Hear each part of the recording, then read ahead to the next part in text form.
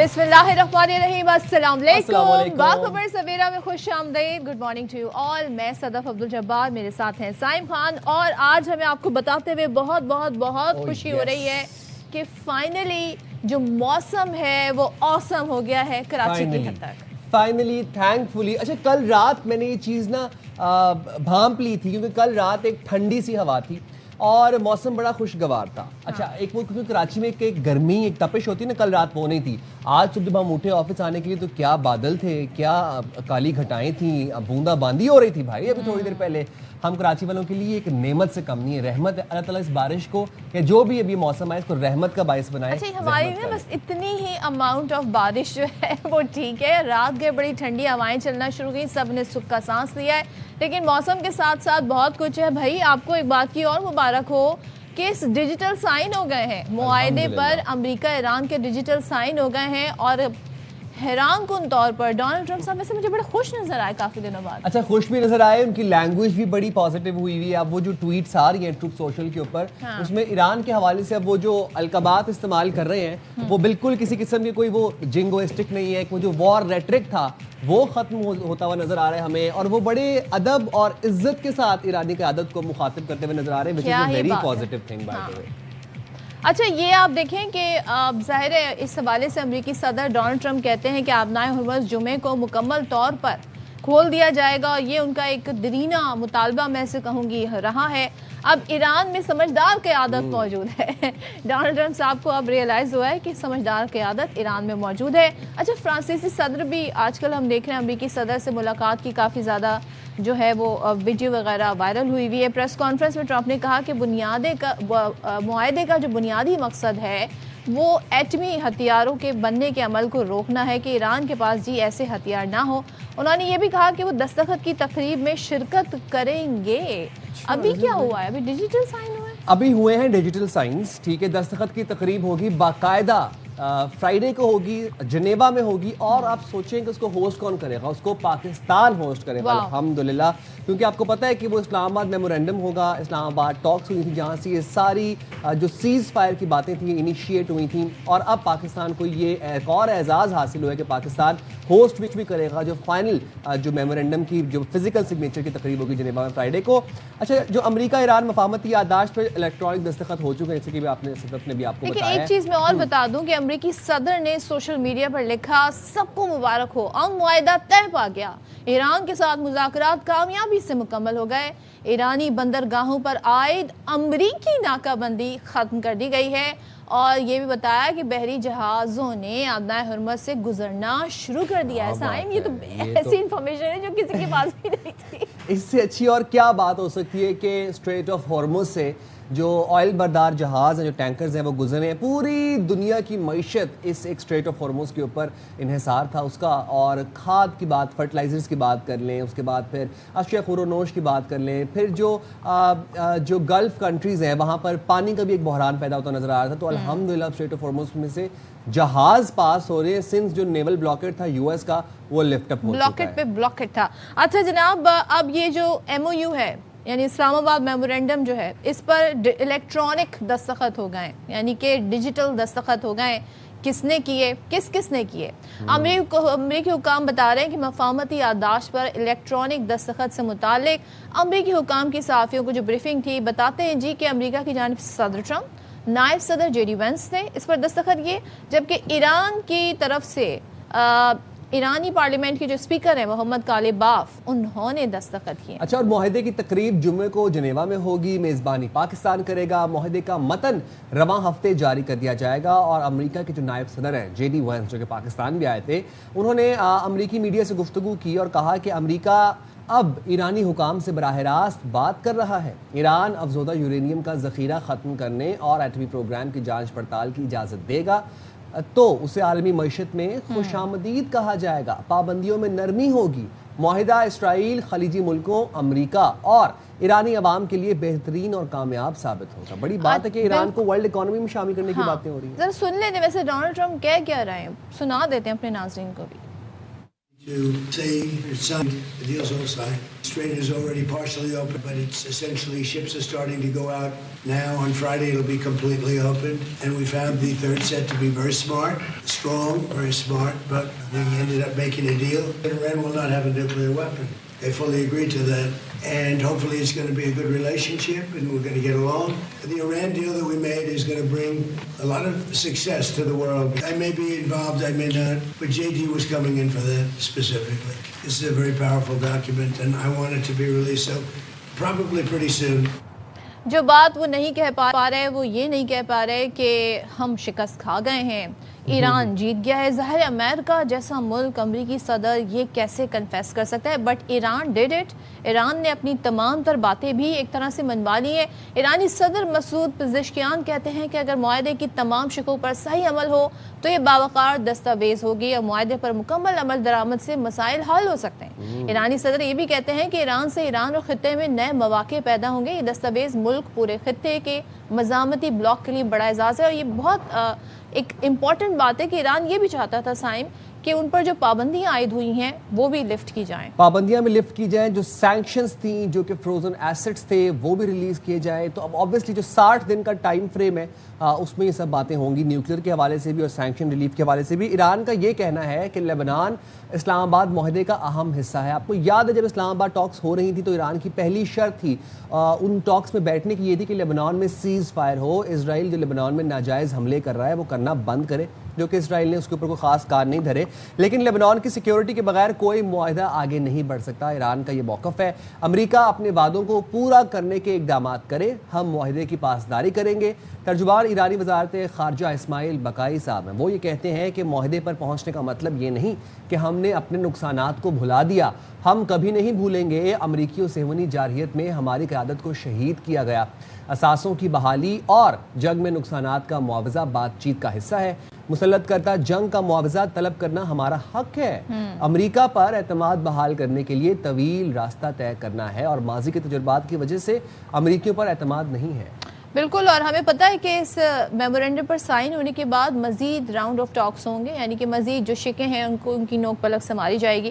اچھا، ایک ملک ہے جب سب یہ چاہتے تھے کہ جنگ ختم ہو، جنگ نہ ہو، ڈائلاگ ہو، امن کو موقع ملے، ایک واحد ملک جس کا نام ہے اسرائیل. پتہ نہیں اسے ملک کہنا چاہیے کہ نہیں، اسرائیل نام ہے. بہرحال اسرائیل کی ہر دھرمی برقرار ہے. اسپوائلر کا رول وہ بارہا پلے کرتا رہا ہے اور ابھی بھی کہیں نہ کہیں خدشہ رہتا ہے. اسرائیلی وزیر ہیں قومی سلامتی کے، پتہ نہیں مشکل سا نام ہے ان کا، ہاں، وہ تل ابیب اور تہران اور واشنگٹن میں جو MOUs کا معاملہ ہے اس کو کہتے ہیں ہم اس کے شراکت دار ہیں اور نہ ہی اس کے پابند ہیں. یعنی کہ ہم سے کوئی امید نہ رکھے کہ ہم اس کی شقوں پر یا سیز فائر پر یا معاہدے پر کسی طرح سے عمل درآمد کریں گے.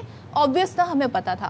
ایران اور امریکہ کی مفاہمتی یادداشت اسرائیل کی سلامتی کو یقینی نہیں بناتی. اسرائیل کو حزب اللہ کے خاتمے سے کم کسی چیز پر اکتفا نہیں کرنا چاہیے. ہم حزب اللہ کے مکمل خاتمے کے سوا کسی بھی حل پر مطمئن نہیں ہو سکتے. اچھا، کچھ لوگ ہوتے ہیں جن کو شاید زبانی کلامی باتیں سمجھ نہیں آتی، ان کے ساتھ نا آپ کو کچھ کسی قسم کے کسی جوتے شوتے کا استعمال کرنا پڑتا ہے. لاتوں کے بھوت باتوں سے نہیں سمجھتے. اب ڈونلڈ ٹرمپ گالم گلوچ تک تو پہنچ گئے نتن یاہو کے ساتھ، اس نہج پر تو پہنچ گئے کہ وہ فون اٹھاتے ہیں اور گالیاں دیتے ہیں نتن یاہو کو کہ انسان بنو. لیکن اگر اس طرح کے مزید بیانات آتے رہے اسرائیل کی جانب سے اور ان کے منسٹرز کی جانب سے تو مجھے لگتا ہے کہ ڈونلڈ ٹرمپ سے ہی چترول کروائے گا نتن یاہو اپنی. اور یہ وقت بھی کوئی دور نہیں ہے، یہ بھی ہمیں آتا ہوا نظر آئے گا. اگر ہمیں زائنسٹ لابی اپنا رسوخ کھوتے ہوئے دیکھ لی ہم نے اس 2026 کے اندر، ہم نے اپنی آنکھوں سے دیکھ لیا. امیجن. اور آپ یہ وہی بات ہے نا کہ جس زائنسٹ لابی کا اتنا ایک پرسیپشن تھا کہ امریکہ ان کے بغیر ہلے گا نہیں، آج ڈونلڈ ٹرمپ اسی نتن یاہو کو کال کر کے گالم گلوچ کر رہے ہیں اور یہ بتاتے ہیں کہ بھائی اگر میں نہ ہوتا تو تم جیل میں ہوتے اس وقت. تو پھر کچھ بھی ہو سکتا ہے. چلیں تو بات کر لیتے ہیں. سابق سفیر ڈاکٹر جمیل احمد خان صاحب ہمارے ساتھ ہیں. ہم کہتے ہیں نا اتنے اس میں انویسٹڈ ہو گئے تھے کہ ہمیں پتہ ہی نہیں چلا ہم کتنی دیر سے آپ کے ساتھ مخاطب ہیں. Thank you so much doctor Jamil sahab. سب سے پہلے تو یہ بتائیے گا، یہ امن معاہدہ ہم سب جانتے ہیں بہت ضروری تھا. اسلام آباد میمورینڈم کی میں بات کر رہی ہوں، الیکٹرانک اس پر سگنیچر ہو گئے ہیں، اب جنیوا میں تقریب ہونا باقی ہے. So how would you like to sum up, like ہم مارچ سے لے کے اب تک جو سلسلہ شروع ہوا، پاکستان کی ایفرٹ، کیا کہیے گا؟ یقیناً پاکستان کے سر اس کا سہرا جاتا ہے. یہ دور حاضر کا سب سے پیچیدہ مسئلہ، سب سے کمپلیکس، سب سے کمپلیکیٹڈ، جس میں تہ در تہ اس میں پیچیدگیاں تھیں اور اس پیچیدگیوں کے ساتھ یہ آپ اندازہ کریں کہ پاکستان نے اس کا بیڑا اٹھایا، حالانکہ بہت سارے ممالک تھے جو اس سے پہلے کوششیں کرتے رہے، جون میں بھی لیکن حملہ ہو گیا ایران پر، اور اس کے بعد یہ جو 28 فروری سے پہلے بھی سائن ہوتے ہوتے جو عمان میں چل رہے تھے مذاکرات، تو اس سے کے بعد حملہ ہو گیا. تو یہ صرف پاکستان ہی تھا کہ یہ تمام نشیب و فراز کے باوجود یہ بیڑا اپنے کندھوں پر اٹھائے رکھا، اور پھر آخر میں اللہ تعالیٰ نے کامیابی دی اور یہ سہرا پاکستان کے سر ہی آیا. لیکن اب بھی یہ ضرور ہمیں سوچنا چاہیے کہ جیسے کہ آپ ذکر کر رہے تھے، اور اس میں جس طرح کے اسرائیل اور جس طرح بن گوائر کا آپ نے بیان بتایا، یہ ایک نفسیات ہے، یہ ایک سائیکالوجی ہے پورے صہیونی ریاست کی. اور اس صہیونی ریاست میں تقریباً 80% کے لوگ، قریب 75-80% لوگ یہی چاہتے ہیں کہ گریٹر اسرائیل کا جو کانسیپٹ ہے اس کو امپلیمنٹ کیا جائے، زمینیں قبضہ کی جائیں. واضح رہے کہ فلسطینیوں کی زمین اب ان کے پاس فقط 22% رہ گئی ہے، اور 78% زمین پہلے ہی قبضہ کر چکے ہیں اسرائیل. لبنان میں تقریباً 22% زمین ابھی جو پچھلے چند دنوں میں انہوں نے قبضہ کیا ہے. تو یہ ان کی پرانا وتیرہ ہے. اس میں سیکیورٹی کونسل کی ریزولوشنز ہیں، اس کی کوئی پاسداری نہیں کرتا کہ 1967 کی سرحدوں پر واپس چلے جائیں، اس کی کوئی پاسداری نہیں کرتا ہے. اور 2003 میں سیکیورٹی کونسل کی ریزولوشن لبنان کے حوالے سے ہے، اس کی اسرائیل پاسداری نہیں کرتا. اسرائیل نے صرف اگر اب پریشر برداشت کیا پریشر لیا ہے، جس کی وجہ سے اسرائیل تھوڑی بہت تو بیان دے رہا ہے. اس کو پتہ ہے کہ اگر امریکہ نے ہاتھ کھینچ لیا تو اسرائیل ٹک نہیں سکے گا اس پورے خطے میں. اور یہ بھی ہمیں علم ہے کہ اسرائیل کا وہاں جو صہیونی لابی ہے وہ اپنی سر جوڑ کر بیٹھی ہوئی ہے اور کوشش کر رہی ہے اپنی کہ کسی نہ کسی طریقے سے وہ دوبارہ وائٹ ہاؤس اور جو واقعی ان کے ادارے ہیں ان میں کسی نہ کسی طرح، جس طرح پہلے حاوی تھی، دوبارہ اس میں وہ اپنا انفلوئنس استعمال کر کے کسی نہ کسی طریقے سے اس میں کوئی رخنا اٹکائیں. لیکن اس وقت ڈونلڈ ٹرمپ کے سامنے بالکل واضح نظر آ رہا ہے کہ اگر وہ اسٹینڈ نہیں لیتے تو پھر ظاہر ہے ہار تو ہمیں پتہ ہی ہے کہ کیا ہوا. امریکہ کے ساتھ 47 کے قریب جہاز اپنے وہ تباہ کروا بیٹھا ایران کے ہاتھوں اور کافی نقصان اس نے اٹھایا.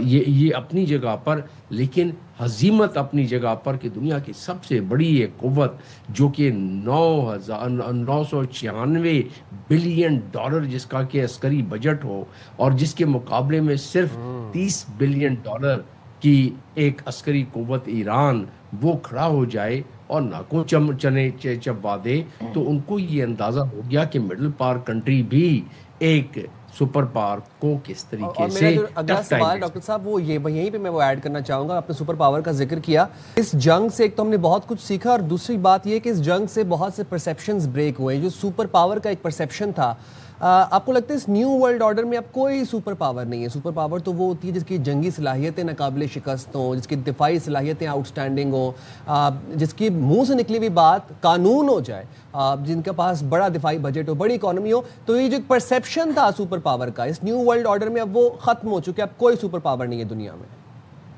نہیں، یہ اس دفعہ ایسا محسوس، اس سے پہلے کبھی ایسا نہیں تھا. اس سے پہلے سپر پاور بہرحال سپر پاور ہی تھا، اور اس کی باتوں کو اسی طریقے سے مانا جاتا تھا. یہ ایران اور امریکہ اور اسرائیل کی جنگ نے اس بات کو جو آپ ابھی بتا رہے ہیں وہ اس طرف لے گئی ہے. اور دنیا کو اب احساس ہونے لگا ہے کہ ایک مڈل پاور بھی سپر پاور کو ناکوں چنوں چبا سکتا ہے. تو لہٰذا یہ اس طرح کا یہ پیراڈائم چینج ہوا ہے پوری دنیا میں. اور اب سپر پاور یہ جو مڈل پاور ٹائپ جس طرح ایران ہے، تو یا جیسے پہلے عراق کو ہڑپ کر گئے، جس طرح لیبیا کو ہڑپ کر گئے، اب ان ملکوں کو یہ پتہ پڑ گیا ہے کہ اگر اپنے پیروں پر کھڑے رہیں، تھوڑا نقصان برداشت کر لیں، تو ایسی صورت میں یہ سپر پاور اور باقی جتنی پاورز ہیں وہ زیادہ دیر نہیں ٹھہر سکتے. اپنے ملک سے دور آ کے یہ 12,000 میل دور آ کے ٹھیک ہے امریکہ کے بیسز اپنی جگہ پر, امریکہ کی وہ فائر پاور اپنی جگہ پر, امریکہ کے بحری بیڑے جو نزدیک نہیں آ رہے ہیں, ہزار میل دور جا کے کھڑے ہو رہے ہیں کہ کہیں ایران کی طرف سے کوئی جو ان کے جدید ترین میسائلز ہیں یا ڈرون ہیں وہ ان کو کہیں ڈبونے. Not to forget GCC countries, انہوں نے ریٹیلیٹ نہیں کیا. ان کا جو رسپانس رہا وہ بڑا, میرے لیے تو بڑا سرپرائزنگ تھا, بیکاز جب اس طرح کے حالات ہوتے ہیں بہت جلد معاملہ اسکلیٹ ہو جاتا ہے. پاکستان کا رول, پاکستان نے نہ صرف اپنا ویٹ امن کی طرف رکھا, اپنا وزن اپنا انکلینیشن امن کی طرف رکھا, دوسرے پاکستان نے ایفرٹ بھی کی. تو نو کنٹری بائی, یا کہنا چاہیے کہ جو نیریٹو تھا امریکہ کا یا اسرائیل کا, کسی نے اسے بائی نہیں کیا, اور اپنا وزن انہوں نے اپنے اصولوں پر جو وہ ہمیشہ سے کہتے آئے اس طرف رکھا, بالخصوص پاکستان. تو یہاں بھی ہم بڑا شفٹ دیکھ رہے ہیں کہ امریکہ کا جو بیانیہ ہمیشہ سے بنا کر وہ جنگ مسلط کرتا ہے کسی بھی ملک پہ, وہ بھی شیٹر ہوا ہے. جی ہاں, نیریٹو بالکل شیٹر ہوا ہے, اس میں کوئی شک نہیں. اور دوسری بات جو آپ نے کی وہ زیادہ اہم ہے کہ پورے گلف کنٹریز نے ان کوشش کی گئی, اس میں اسرائیل نے بڑی کوشش کی, اس میں امریکہ نے بڑی کوشش کی کہ یہ مل کر چڑھائی کر دیں ایران پر, لیکن دانش مندی کا ثبوت دیا. اور اس میں بھی پاکستان کا بڑا کردار ہے. پاکستان کے فیلڈ مارشل جو شٹل عسکری ڈپلومیسی کرتے رہے, اس میں بھی ان کا بڑا کردار ہے. اسی طریقے سے پرائم منسٹر کا اور پوری ٹیم, تو وہ پورا کردار اپنا ادا کرتے رہے ہیں, جس کی وجہ سے پتہ پڑ گیا گلف کنٹریز کو کہ یہ جو ریسٹرین ہے وہ کم کاسٹ کرے گی بنسبت اس پہ کہ اگر کوئی ایگریسو ایکشن کیا جائے. تو اس لحاظ سے انہوں نے ریسٹرین کیا, اور جس کا کہ ان کو ثمرات ملے, کیونکہ اگر ایسا نہ کرتے تو جو ان کی ایگریشن کی کاسٹ تھی وہ ایران پھر اس کا ریٹیلیٹ جو کرتا تو اس کو دھکیل دیتا پورے گلف کنٹریز کو. ابھی تو 2 سال پیچھے گئے, پھر وہ 10 سال اور 15 سال پیچھے چلے جاتے.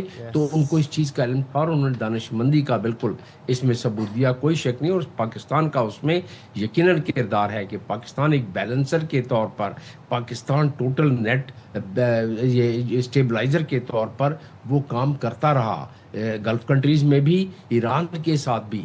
کیونکہ اگر سعودی عرب کے ساتھ ہمارا پیکٹ نہ ہوتا تو جس طریقے سے ابتدا میں شروع کیا تھا ایران نے, تو یہ کہیں جا کے بات آگے پہنچ جاتی. لیکن بہرحال ابھی ہم بات کر رہے تھے MOU کی, یہ ایک بڑی خوش آئند بات ہے کہ یہ ہم اس کو ہوسٹ کر رہے ہیں جنیوا میں, اور یہ اسلام آباد کے وہ کس گھنٹے کی کوششیں اور کاوشیں ہیں, جس کو آج بھی جس کا ذکر کیا ہے امریکہ کی JD وینس نے کہ یہ اس میں ہماری بہت ساری باتیں طے ہو گئی تھیں. اور میں یہ بات کا بہت مرتبہ ذکر کر چکا ہوں کہ JD وینس کا جو 5.5 منٹ کی پریس کانفرنس تھی, اس میں انہوں نے بتا دیا تھا کہ جتنے بھی یہ پوائنٹس تھے اس پہ تقریباً ہمارا راہیں ہموار کر دی تھیں. صرف یہ ہمارا انریچمنٹ والا نیوکلیئر فائل جو تھی اس کا مسئلہ تھا, تو وہ اب 60 دن میں. ڈاکٹر صاحب, میں یہاں پر اپنا ایک سوال بھی ایڈ کر دوں MOU سے ریلیٹڈ. میں آپ سے جاننا ہی چاہتا ہوں, چونکہ ابھی ابتدائی مرحلے ہیں تو ظاہر سی بات ہے اتنی پریسائز ڈیٹیلز تو کسی کے پاس نہیں ہے, نہ ہی وہ کہیں پہ نشر کی گئی, نہ ہی کوئی متن ابھی تک سامنے آیا ہے. بٹ اسٹل اب جو فرائیڈے کو جو MOU سائن ہونے جا رہا ہے اس میں کیا کی پوائنٹس ہوں گے, وہ کس چیز کا MOU ہوگا؟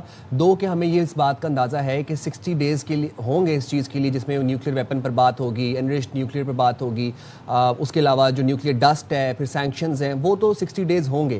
اس جو انیشیلی جو معاہدہ ہے MOU ہے فرائیڈے والا, اس میں کیا بات چیت ہوگی اور کیا دستخط ہوں گے کس چیز پہ؟ MOU ابھی کسی کے سامنے تو نہیں آیا ہے, لیکن جتنی باتیں ڈونلڈ ٹرمپ کی طرف سے آئی ہیں, ایران کی طرف سے آئی ہیں, اس میں 2-3 چیزیں ہیں. ایک تو یہ ہے کہ دونوں سائڈ وکٹری اپنا ڈکلیئر کر رہے ہیں کہ خیر MOU میں اس کا ذکر نہیں ہے. MOU میں 2 باتوں کا ذکر سر فہرست جو کہ دونوں پارٹیاں کہہ رہی ہیں. ایک تو یہ ہے MOU میں کہ فوری طور پر بلاکیٹ اور ہرمز کھولا جائے گا, اور اس کے ساتھ ہی 60 ڈیز کی ونڈو کریٹ کی جائے گی. یہ MOU بیسیکلی ایک انکلینیشن ہے کہ ٹھیک ہے ہم اس چیز پر اتفاق کرتے ہیں کہ ہم ایگریمنٹ کریں گے, اور ان پوائنٹس جو ایجنڈا پوائنٹ ہے وہ بھی MOU میں دے دیا جائے گا. حالانکہ وہ 14 پوائنٹ پہلے مل چکے ہیں, لیکن محسوس یہی ہو رہا ہے گفتگو سے اور جتنی بھی اسٹیٹمنٹس اب تک آئی ہیں دونوں سائڈوں سے, ایران سے اور امریکہ سے, اس سے یہی محسوس ہو رہا ہے کہ جیسے کہ فروزن فنڈز کے بارے میں وہ ایجنڈا پوائنٹس اسی 1.5 صفحوں کا جو دیا جا رہا ہے. یاد رہے کہ دوحہ ایگریمنٹ بھی جو تھا وہ صرف 2 صفحوں کا تھا, تو آج JD وینس نے کہہ دیا کہ صرف 1.5 صفحوں کا MOU ہے, اور اس 1.5 صفحے میں ایک تو اسٹیٹ آف ہرمز والی بات, اور دوسری بات یہ ہوگی کہ یہ جنگ بندی آل فرنٹس, کیونکہ ایران کا یہ بڑا مطالبہ, بڑا صحیح مطالبہ, انہوں نے ڈٹے رہے اس مطالبے پر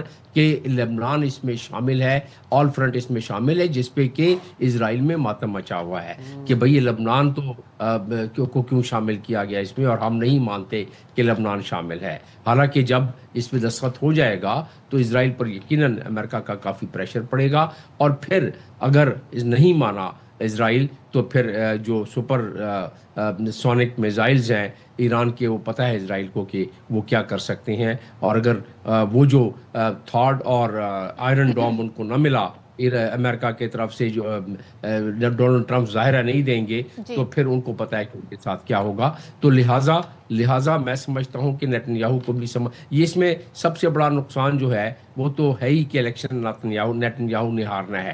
ڈونلڈ ٹرمپ کو اس میں شاید یہ فائدہ ہو جائے کہ ریکور کر جائیں وہ, کیونکہ دنیا کی نویں جنگ اگر وہ رکوا جاتے ہیں اور وہ پھر جب الیکشن میں جاتے ہیں مڈ ٹرم کے, تو جو وہ ہار رہے تھے 100% جو محسوس ہو رہا تھا, 70% تو لوگ کہہ رہے تھے کہ ہم بالکل اس جنگ کے خلاف ہیں, یعنی کہ وہ ووٹ بھی نہیں دیتے.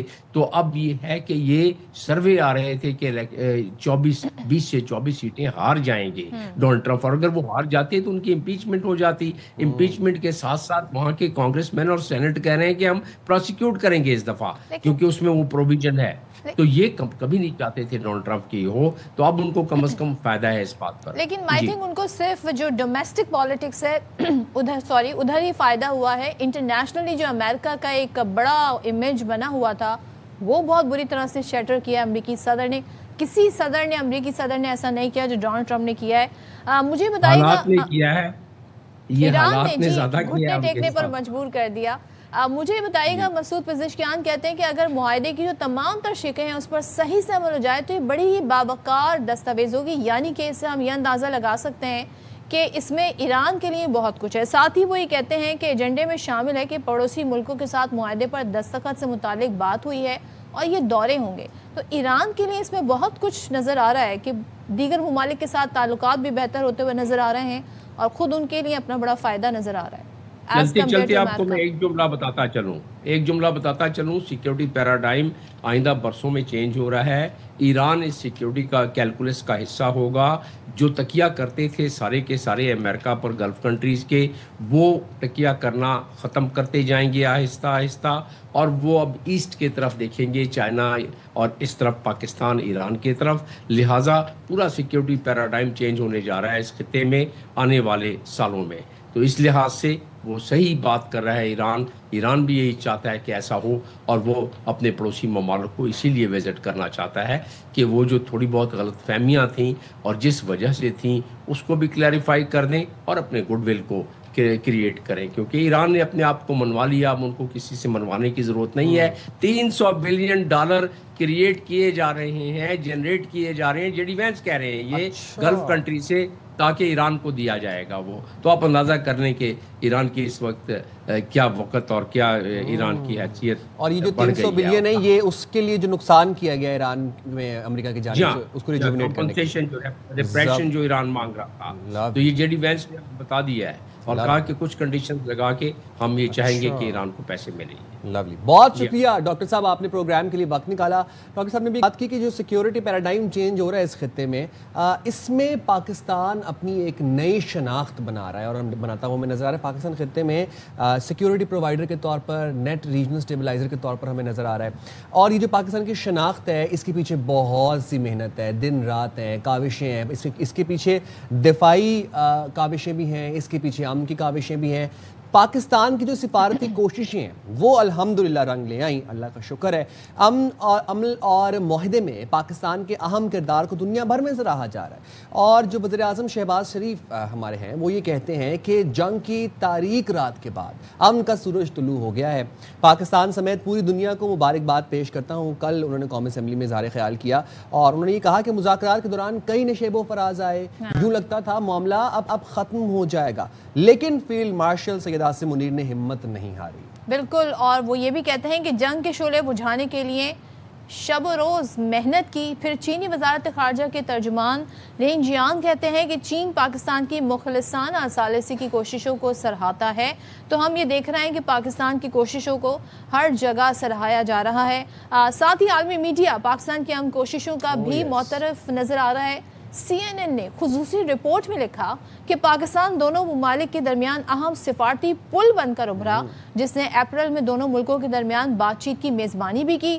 پاکستانی حکام نے فریقین کے درمیان امن تجاویز کا تبادلہ کرنے، جنگ بندی کو بڑھانے میں بہت مدد کی. پاکستان کے ایران اور امریکہ دونوں کے ساتھ دوستانہ تعلقات ہیں. پاکستان کے فیلڈ مارشل کی خاص طور پر انہوں نے تعریف کی. لکھا کہ پاکستان کے فیلڈ مارشل سعید عاصم منیر کو امریکی صدر ٹرمپ نے پسندیدہ فیلڈ مارشل قرار دیا اور فیلڈ مارشل عاصم منیر نے امن کوششوں میں مثالی کردار ادا کیا. بالکل جی، مثالی کردار ادا کیا اور آج دنیا اس کی معترف ہے. بات کر لیں گے اس حوالے سے.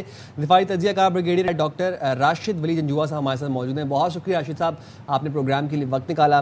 سر، بہت سے وقت ایسے آئے، بہت سے مقام ایسے آئے جہاں پر پوری دنیا ہمت ہار گئی، سب نے ہوپ سب کی ختم ہو گئیں، ہم بھی بہت دل شکستہ ہو گئے. بہت سے پوائنٹس ایسے آئے، خاص طور پر جب اسٹریٹ آف ہارمز دوبارہ سے بند ہوا، کھلنے کے بعد دوبارہ بند ہوا.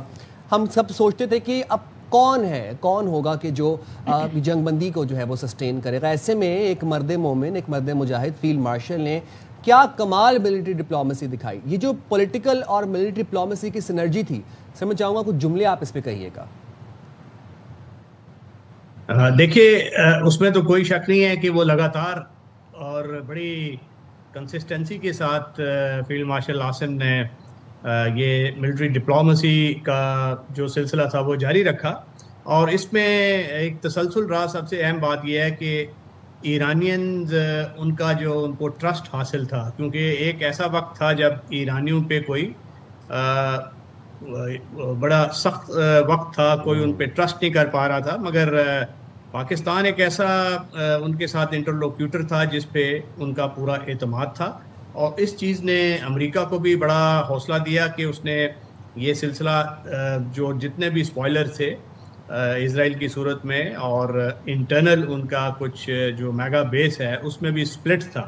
آدھا میگا بیس یہ کہہ رہا تھا کہ انگیج کریں، آدھا کہہ رہا تھا کہ نہیں، اس کو کمپلیٹ ایک شکست سے دو چار کریں.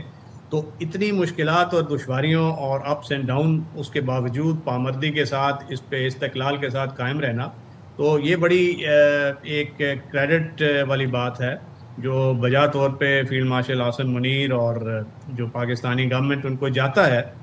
اور ساتھ ساتھ یہ چین کا پاکستان کو اعتماد حاصل تھا، کیونکہ جب وہ ایک بہت مشکل مرحلے میں یہ مذاکرات داخل ہوئے تو چین نے اس پہ اپنا جو انڈیا دیا کہ ہم ڈائیلاگ اور یونائٹڈ نیشنز کی جو ایک سلسلہ ہوتا ہے اس کی چھتری کے نیچے اس مسئلے کا کوئی حل چاہتے ہیں. تو اچھا ہوا، کیونکہ کسی بھی ایسے موقع پہ جس پہ تمام جو اقوام تھیں وہ اس وقت تذبذب کا شکار تھیں کہ اس وقت کسی بھی لمحے ایک نئی جنگ چھڑ سکتی ہے، مگر اس کوششیں جاری رکھی گئیں. اور کریڈٹ جاتا ہے دونوں فریقین، جو امریکہ اور جو پاسداران انقلاب اس کی قیادت ایرانی، ان کو بھی کہ انہوں نے پیس کی ویلیو کو سمجھا اور فریم ورک معاہدے کی طرف آئے. دو کہ ابھی بھی اس میں کافی سپوائلرز کی جو ڈسرپٹ کرنے کی گنجائش موجود ہے. آلریڈی چینل 14 جو ہے اسرائیل کا، وہ اس نے ٹرمپ کو لوزر کہنا شروع کر دیا ہے. اور جو باقی جو الیکشن کی طرف بڑھ رہا ہے اس اسرائیل، وہاں پہ جو متبادل قیادت آ رہی ہے، نفتالی بینٹ اور باقی جو لوگ ہیں، وہ ان سے بڑھ کے ایک صدرن لیبنان میں جنگ کی، ایران پہ پریشر ڈالنے کی باتیں کر رہے ہیں. اور اس چیز کو مینج کرنا پڑے گا، کیونکہ اگر وہ نہ ہوا تو پھر پاسداران انقلاب کے اندر بھی ایسے دھڑے ہیں جو اس وقت پیس پروسیس چلے گا جس میں 60 دنوں میں جوہری افزودگی کا جو بہت اہم ایک معاملہ ہے اس پہ ڈسکشن ہونی ہے، اور اگر وہ ڈسکشن کامیاب نہیں ہوتی تو پھر یہ ڈی ریل ہو سکتا ہے، کیونکہ یہ جتنا سینکشنز ریموول والا معاملہ ہے یہ بڑا کمپلیکیٹڈ ہے۔ اس وقت 1200 کے لگ بھگ تو سینکشنز امریکہ کی عائد کردہ ہیں، اچھا تو 200 یورپین یونین نے لگائی ہوئی ہیں، کوئی 100 یونائٹڈ نیشنز کی ہیں، تو ایران تو کمپلیٹلی ان سینکشنز میں جکڑا ہوا ہے، اور ان کو ریموو کرنے کا ایک کمپلیکیٹڈ پروسیس ہوتا ہے، اور اس پروسیس کو، اور ابھی بات ہو رہی تھی یہ ریکنسٹرکشن فنڈ کی جو 300 ارب، تو وہ اس صورت میں ہوگا، گلف ممالک اس میں کنٹریبیوٹ اس صورت میں کریں گے کہ اگر وہ اپنا اینڈ آف دا بارگن برقرار رکھتا ہے، اور یہ بڑا کمپلیکیٹڈ مرحلہ ہے، اور میرا خیال ہے اس مرحلے میں بھی اتنی ہی پامردی، اتنے استقلال، اتنی ہی انرجی کا مظاہرہ کرنا ہوگا، اور پاکستان نے آلریڈی ایک کریڈیبل میڈیٹر کا جو کریڈینشیل اسٹیبلش کر لیے ہیں، تو یہ اس نازک مرحلے میں بھی وہ کردار وہی رہے گا، اور اس کی ضرورت ہوگی کہ اس کو ایون کیل پہ رکھا جائے، ورنہ یہ ڈی ریل ہو سکتا ہے۔ تو راشد صاحب ویسے مجھے لگتا ہے کہ امریکہ کا زیادہ انٹرسٹ یہ تھا کہ کسی طرح کی کوئی اناؤنسمنٹ ہو جائے، کسی طرح کا کوئی سائن ہو جائے کہ وہ اپنے لوگوں کو یہ دکھا سکیں کہ دیکھیں جی معاہدہ ہو گیا اور ہم جنگ نہیں کر رہے، اور ہم نے ایران کے ساتھ یہ کیا وہ کیا، تاکہ کچھ فیس سیونگ ہو جائے۔ ایک ایسے ملک کی میں بات کرنا چاہوں گی جو سارے سینیریو میں ارریلیونٹ رہا۔ اب آپ حیران ہوں گے کہ میں ایک ارریلیونٹ ملک کی بات کیوں کر رہی ہوں، وہ ملک ہے بھارت۔ میں بھارت کی اس لیے بات کر رہی ہوں کہ بھارت ہمیشہ سے یہ دعویٰ کرتا آیا ہے کہ جی وہ خطے میں بڑا ایک پاور ہے اس کے پاس، جی امن کی تو کیا ہی ہم ان کی مثال دیں، ہیٹریڈ کی ان کی پالیسی ہے، لیکن دنیا کو وہ ایک ڈیفرنٹ اپنا امیج دکھاتا تھا۔ سوال یہاں پر یہ ہے کہ پاکستان کی پوزیشن بڑی مستحکم ہے، پاکستان کو عالمی سطح پر تنہا کرنے کا جو دعوے دار ہے بھارت، وہاں پر ہم دیکھ رہے ہیں بڑی تنقید ہو رہی ہے مودی سرکار پر، ان کے رویے پر، ان کے اپنے ہی لوگ کر رہے ہیں کہ بھارت کے لیے اب ہم دیکھ رہے ہیں کہ چاہتے ہوئے بھی جو پاکستان کا ایک بڑا ابھرتا ہوا کردار ہے وہ نظر انداز نہیں کر پا رہا ہے، تعریفیں ہو رہی ہیں پاکستان کی وہاں پر۔ جی ہاں بالکل، ان کے اندر سے جو بی جے پی کے قیادت ہے وہاں سے آوازیں آنے شروع ہو گئی ہیں، سول سوسائٹی، جرنلسٹ، اور وہ یہ کہہ رہے ہیں کہ بہت بچگانہ جو ڈپلومیسی کا مظاہرہ کیا بھارت نے، اور اس وقت اپنے غلط پتے کھیلے جس وقت ضرورت یہ تھی کہ وہ right side of international law کھڑا ہو کے اپنا وہ ایک بڑا ملک ہونے کا جو دعویٰ کرتا ہے، بڑی جمہوریت، تو اس پہ پورا اترتا، مگر وہ اس کے بجائے اس نے جنگ کے شعلوں کو ہوا دینے کی کوشش کی، نیڈلیس الزامات لگائے، ایران کے ساتھ جو ان کے دیرینہ روابط تھے اس کو بڑا جھٹکا دیا، ختم کیا ان کو، اور اب ایرانی قیادت میرا خیال ہے اس کے بعد اگر یہ رجیم کنسالیڈیٹ ہوتا ہے ایران میں تو وہ بھارت پہ اس طریقے سے اعتماد نہیں کریں گے جیسے وہ پہلے کرتے تھے۔ ٹھیک ہے ان کا جو آئل کامرس ہے وہ چلتا رہے گا، نارمل ریلیشنز ٹھیک رہیں گے، بٹ جس طریقے سے وہ ان کی وارمتھ تھی وہ نہیں رہے گی، کیونکہ بھارت کا وہ جو رویہ تھا آئسولیشنسٹ، امیچور اور پیٹھ میں چھرا گھونپنے والا، وہ ایران نے بھی دیکھ لیا ہے، اور دیگر جو گلف ممالک ہیں انہوں نے بھی وہ اس کو آبزرو کیا ہے۔ Rightly said. بہت شکریہ راشد علی جنجوعہ صاحب، آپ نے اپنے انسائٹفل تھاٹس سے ہمیں آگاہ کیا۔ آپ کو یاد ہے کہ انڈین فارن منسٹر جے شنکر نے ایک لفظ یوز کیا تھا پاکستان کے لیے، اور آج جب ہم یہ دیکھ رہے ہیں کہ پاکستان ہی پیس ڈیل کے اندر فرائیڈے کو میزبانی کرنے جا رہا ہے جنیوا کے اندر، اور پاکستان کی جو سفارتی کاوشیں ہیں اس کی وجہ سے اتنی بڑی پوری دنیا میں پھیلی ہوئی جنگ جو ہے وہ کنٹرول ہو گئی، تو زوردار تمانچہ ہے جے شنکر کے منہ پہ جنہوں نے ایک اتنا غلط لفظ استعمال کیا تھا پاکستان کے لیے۔ بٹ اٹس اوکے، کل جب مودی نے ٹویٹ کی تھی جس میں کنگریچولیشنز ساری والی بات ہوئی تھی، مودی نے اس میں جھوٹے منہ سے پاکستان کا نام نہیں لیا، لکھ دیتے نا، بڑے پن کا مظاہرہ کرتے، لیکن آپ چھوٹے انسان سے چھوٹی حرکت کی ہی امید کر سکتے ہیں، بڑی حرکت کی امید نہیں کر سکتے۔ چلیں جی ہم یہاں پر بریک لیتے ہیں اور بریک کے بعد واپس آتے ہیں۔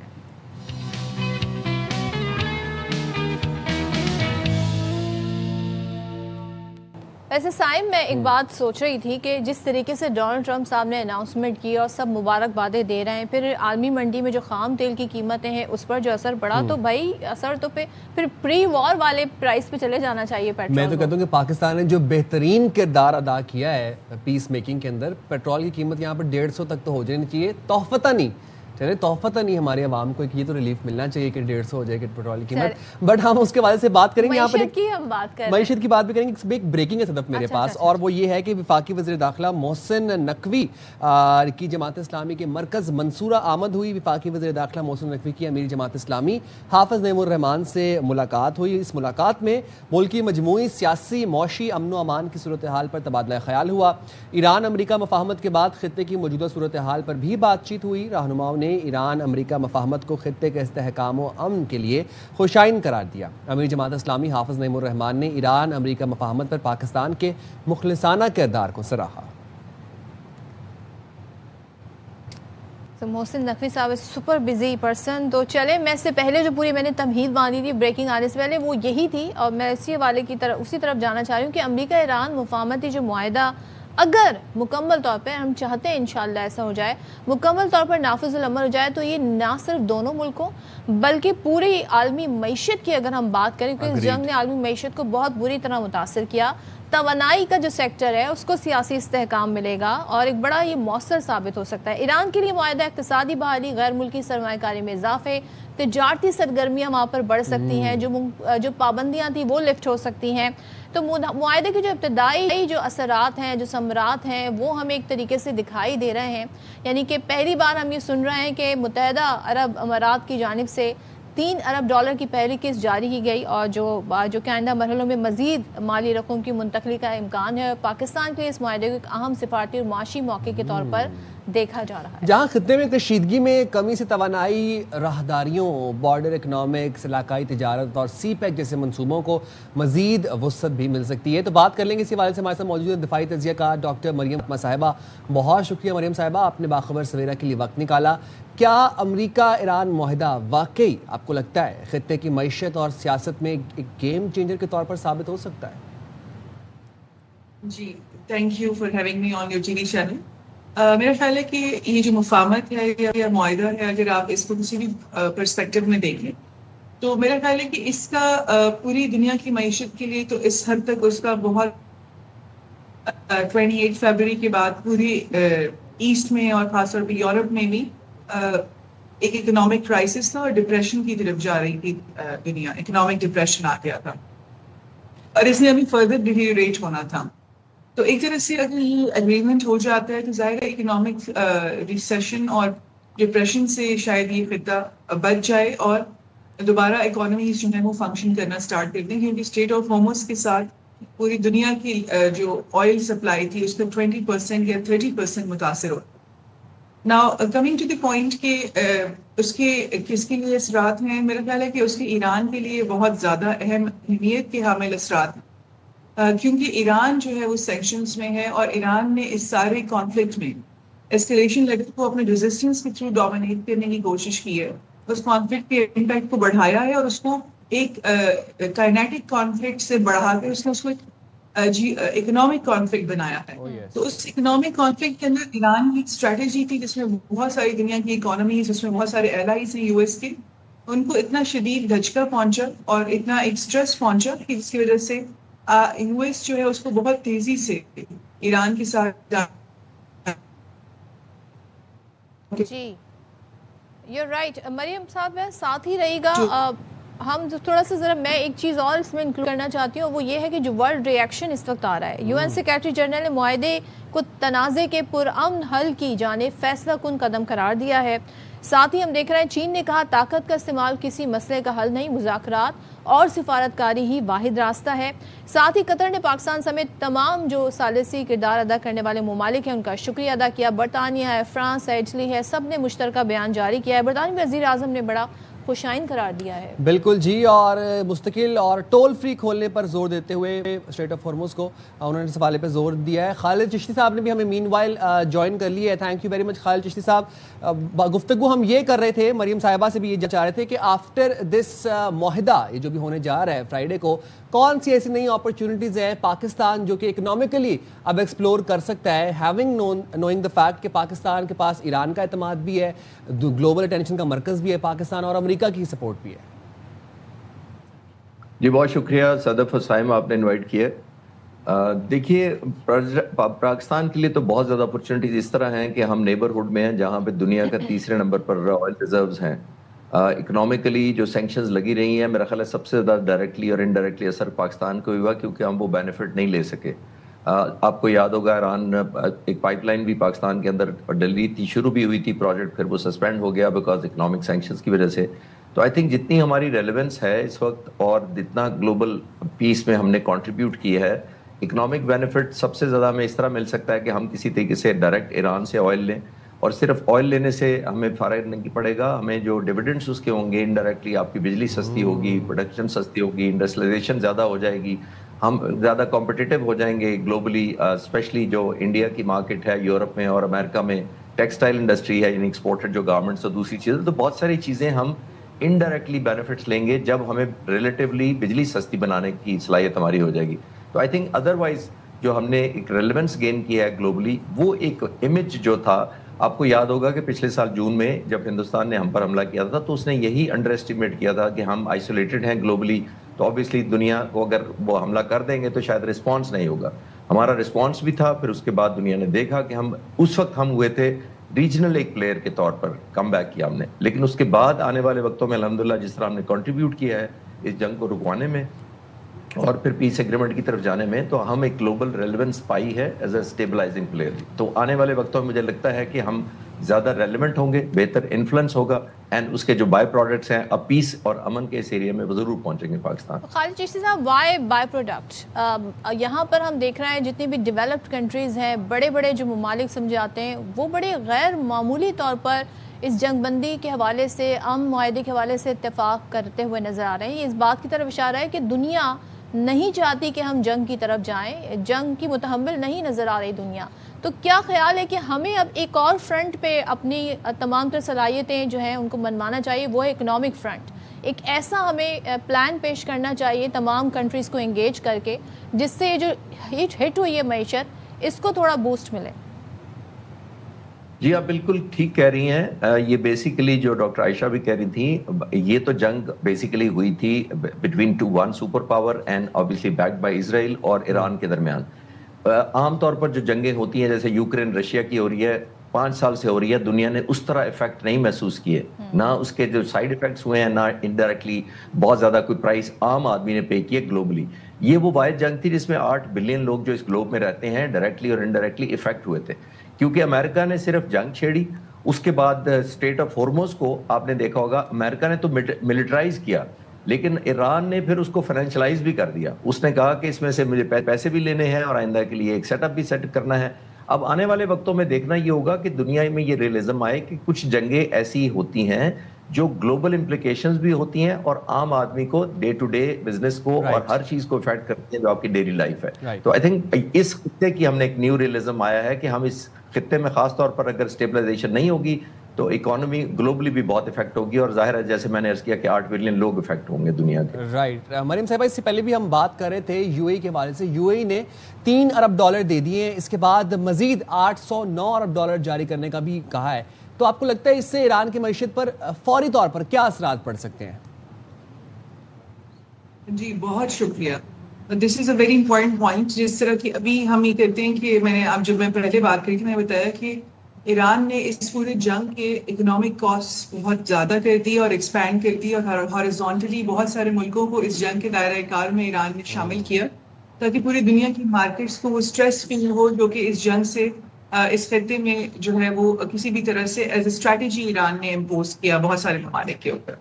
میں یہ سمجھتی ہوں جو ایران ہے, ایران نے اپنے ڈائلاگ اور نیگوسیشن کے پروسیس میں اپنا جو اس نے ایک نیگوسیشن پائے ہے اس کے لیے اس نے بہت اسٹرنجنٹ انداز میں نیگوسیشنز کی ہیں, کیونکہ ایران جو تھا بیسیکلی اس جنگ میں اس کو کافی نقصان ہوا.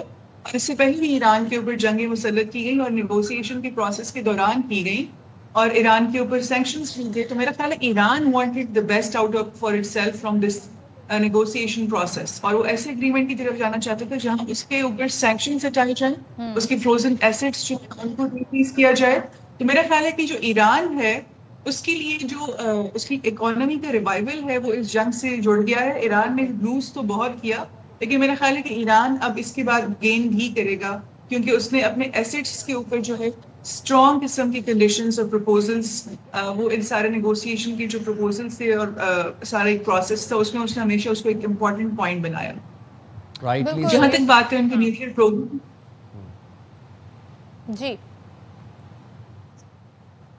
جی جہاں تک بات ہے ان کے نیوکلیئر پروگرام کی، اس کے اوپر ابھی تک ظاہر ہے کانفیڈینشیلٹی ہے. پروپوزلس ڈفرینٹ انداز میں جو ہے وہ بیک اینڈ فورتھ گئے ہیں، کچھ یو ایس کی طرف سے ہیں، کچھ ایران کی طرف سے. We have yet to see how these two countries have been agreeing on the issue of nuclear fissile material. یا اگر اس کو رول بیک کرنا ہے یا اس کو چلانا ہے یا اگر کس حد تک انرچمنٹ کرنی ہے، اس کے اوپر اگر ان کا کوئی اگریمنٹ ہوا ہے تو وہ ہمارے سامنے آئے گا. لیکن so far Pakistan as a credible mediator یا فیسیلیٹیٹر، میں زیادہ کہوں گی کیونکہ اس کو اسکالرلی پرسپیکٹو میں اس کو فیسیلیٹیٹر کا رول دیں گے، پاکستان نے بہت کانفیڈینشیلٹی انشور کی ہوئی اس پورے پروسیس میں. تو وی ہیو یٹ ٹو سی کہ اس پر کس طرح جو ہے دونوں پارٹیز آپس میں اپروچ کر رہی. ٹھیک ہے، thank you so much doctor Maryam, thank you so much. Khalid Chishti sahab ہمارے ساتھ تھے اور بہت کچھ اس سے گین کیا جا سکتا ہے. پاکستان اس سچویشن کو بڑے اچھے سے کیپٹلائز کر سکتا ہے. بالکل جی. یہاں پر وقت چھوٹی سی بریک کا، حاضر ہوں گے بریک کے بعد. اسٹے دیر ود اس.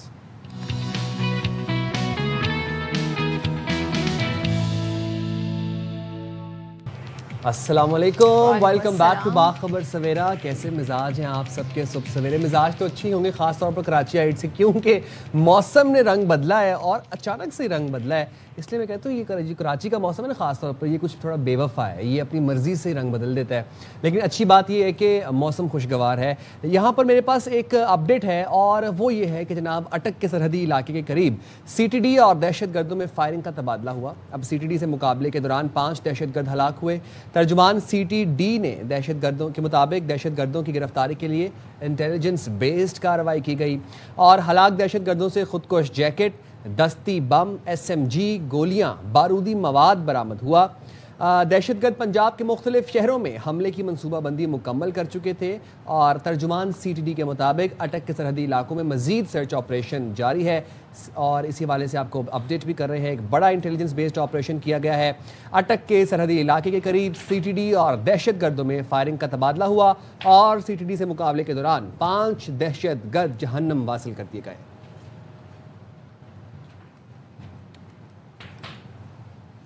اچھا، اس گھنٹے میں ہم آغاز کرنا چاہیں گے دل کے مسائل سے، اور اس وقت میں بات کرنا چاہوں گی ان لوگوں کی نہیں جو کہ ایڈلٹ ہیں، بلکہ نوزائیدہ کی، چھوٹے بچوں کی. ان میں بھی ہم دیکھ رہے ہیں دل کے مسئلے ہیں، جس میں خاص طور پر ہم دیکھ رہے ہیں دل کے والز ہوتے ہیں، شریانیں ہوتی ہیں، آرٹریز ہوتی ہیں، ان میں مسائل ہو جاتے ہیں. ان کی ساخت میں پیدائشی طور پر ہم دیکھ رہے ہیں کبھی خرابی ہو جاتی ہے اور یہ بچوں کے لیے ایک بڑا اہم مسئلہ ہے. ماہرین صحت کے مطابق کچھ کیسز معمولی نوعیت کے ہوتے ہیں اور کچھ وقت کے ساتھ واضح نہیں ہوتے ہیں، تاہم بعض کیسز شدید ہو سکتے ہیں جن کی میں فوری طور پر طبی امداد دینی پڑتی ہے. ان جو کہتے ہیں نا نقائص ہیں یا جو مسائل ہیں، ان کی علامات میں سانس لینے میں دشواری، کم وزن بڑھنا، تھکاوٹ اور نشو و نما میں کمی شامل ہے.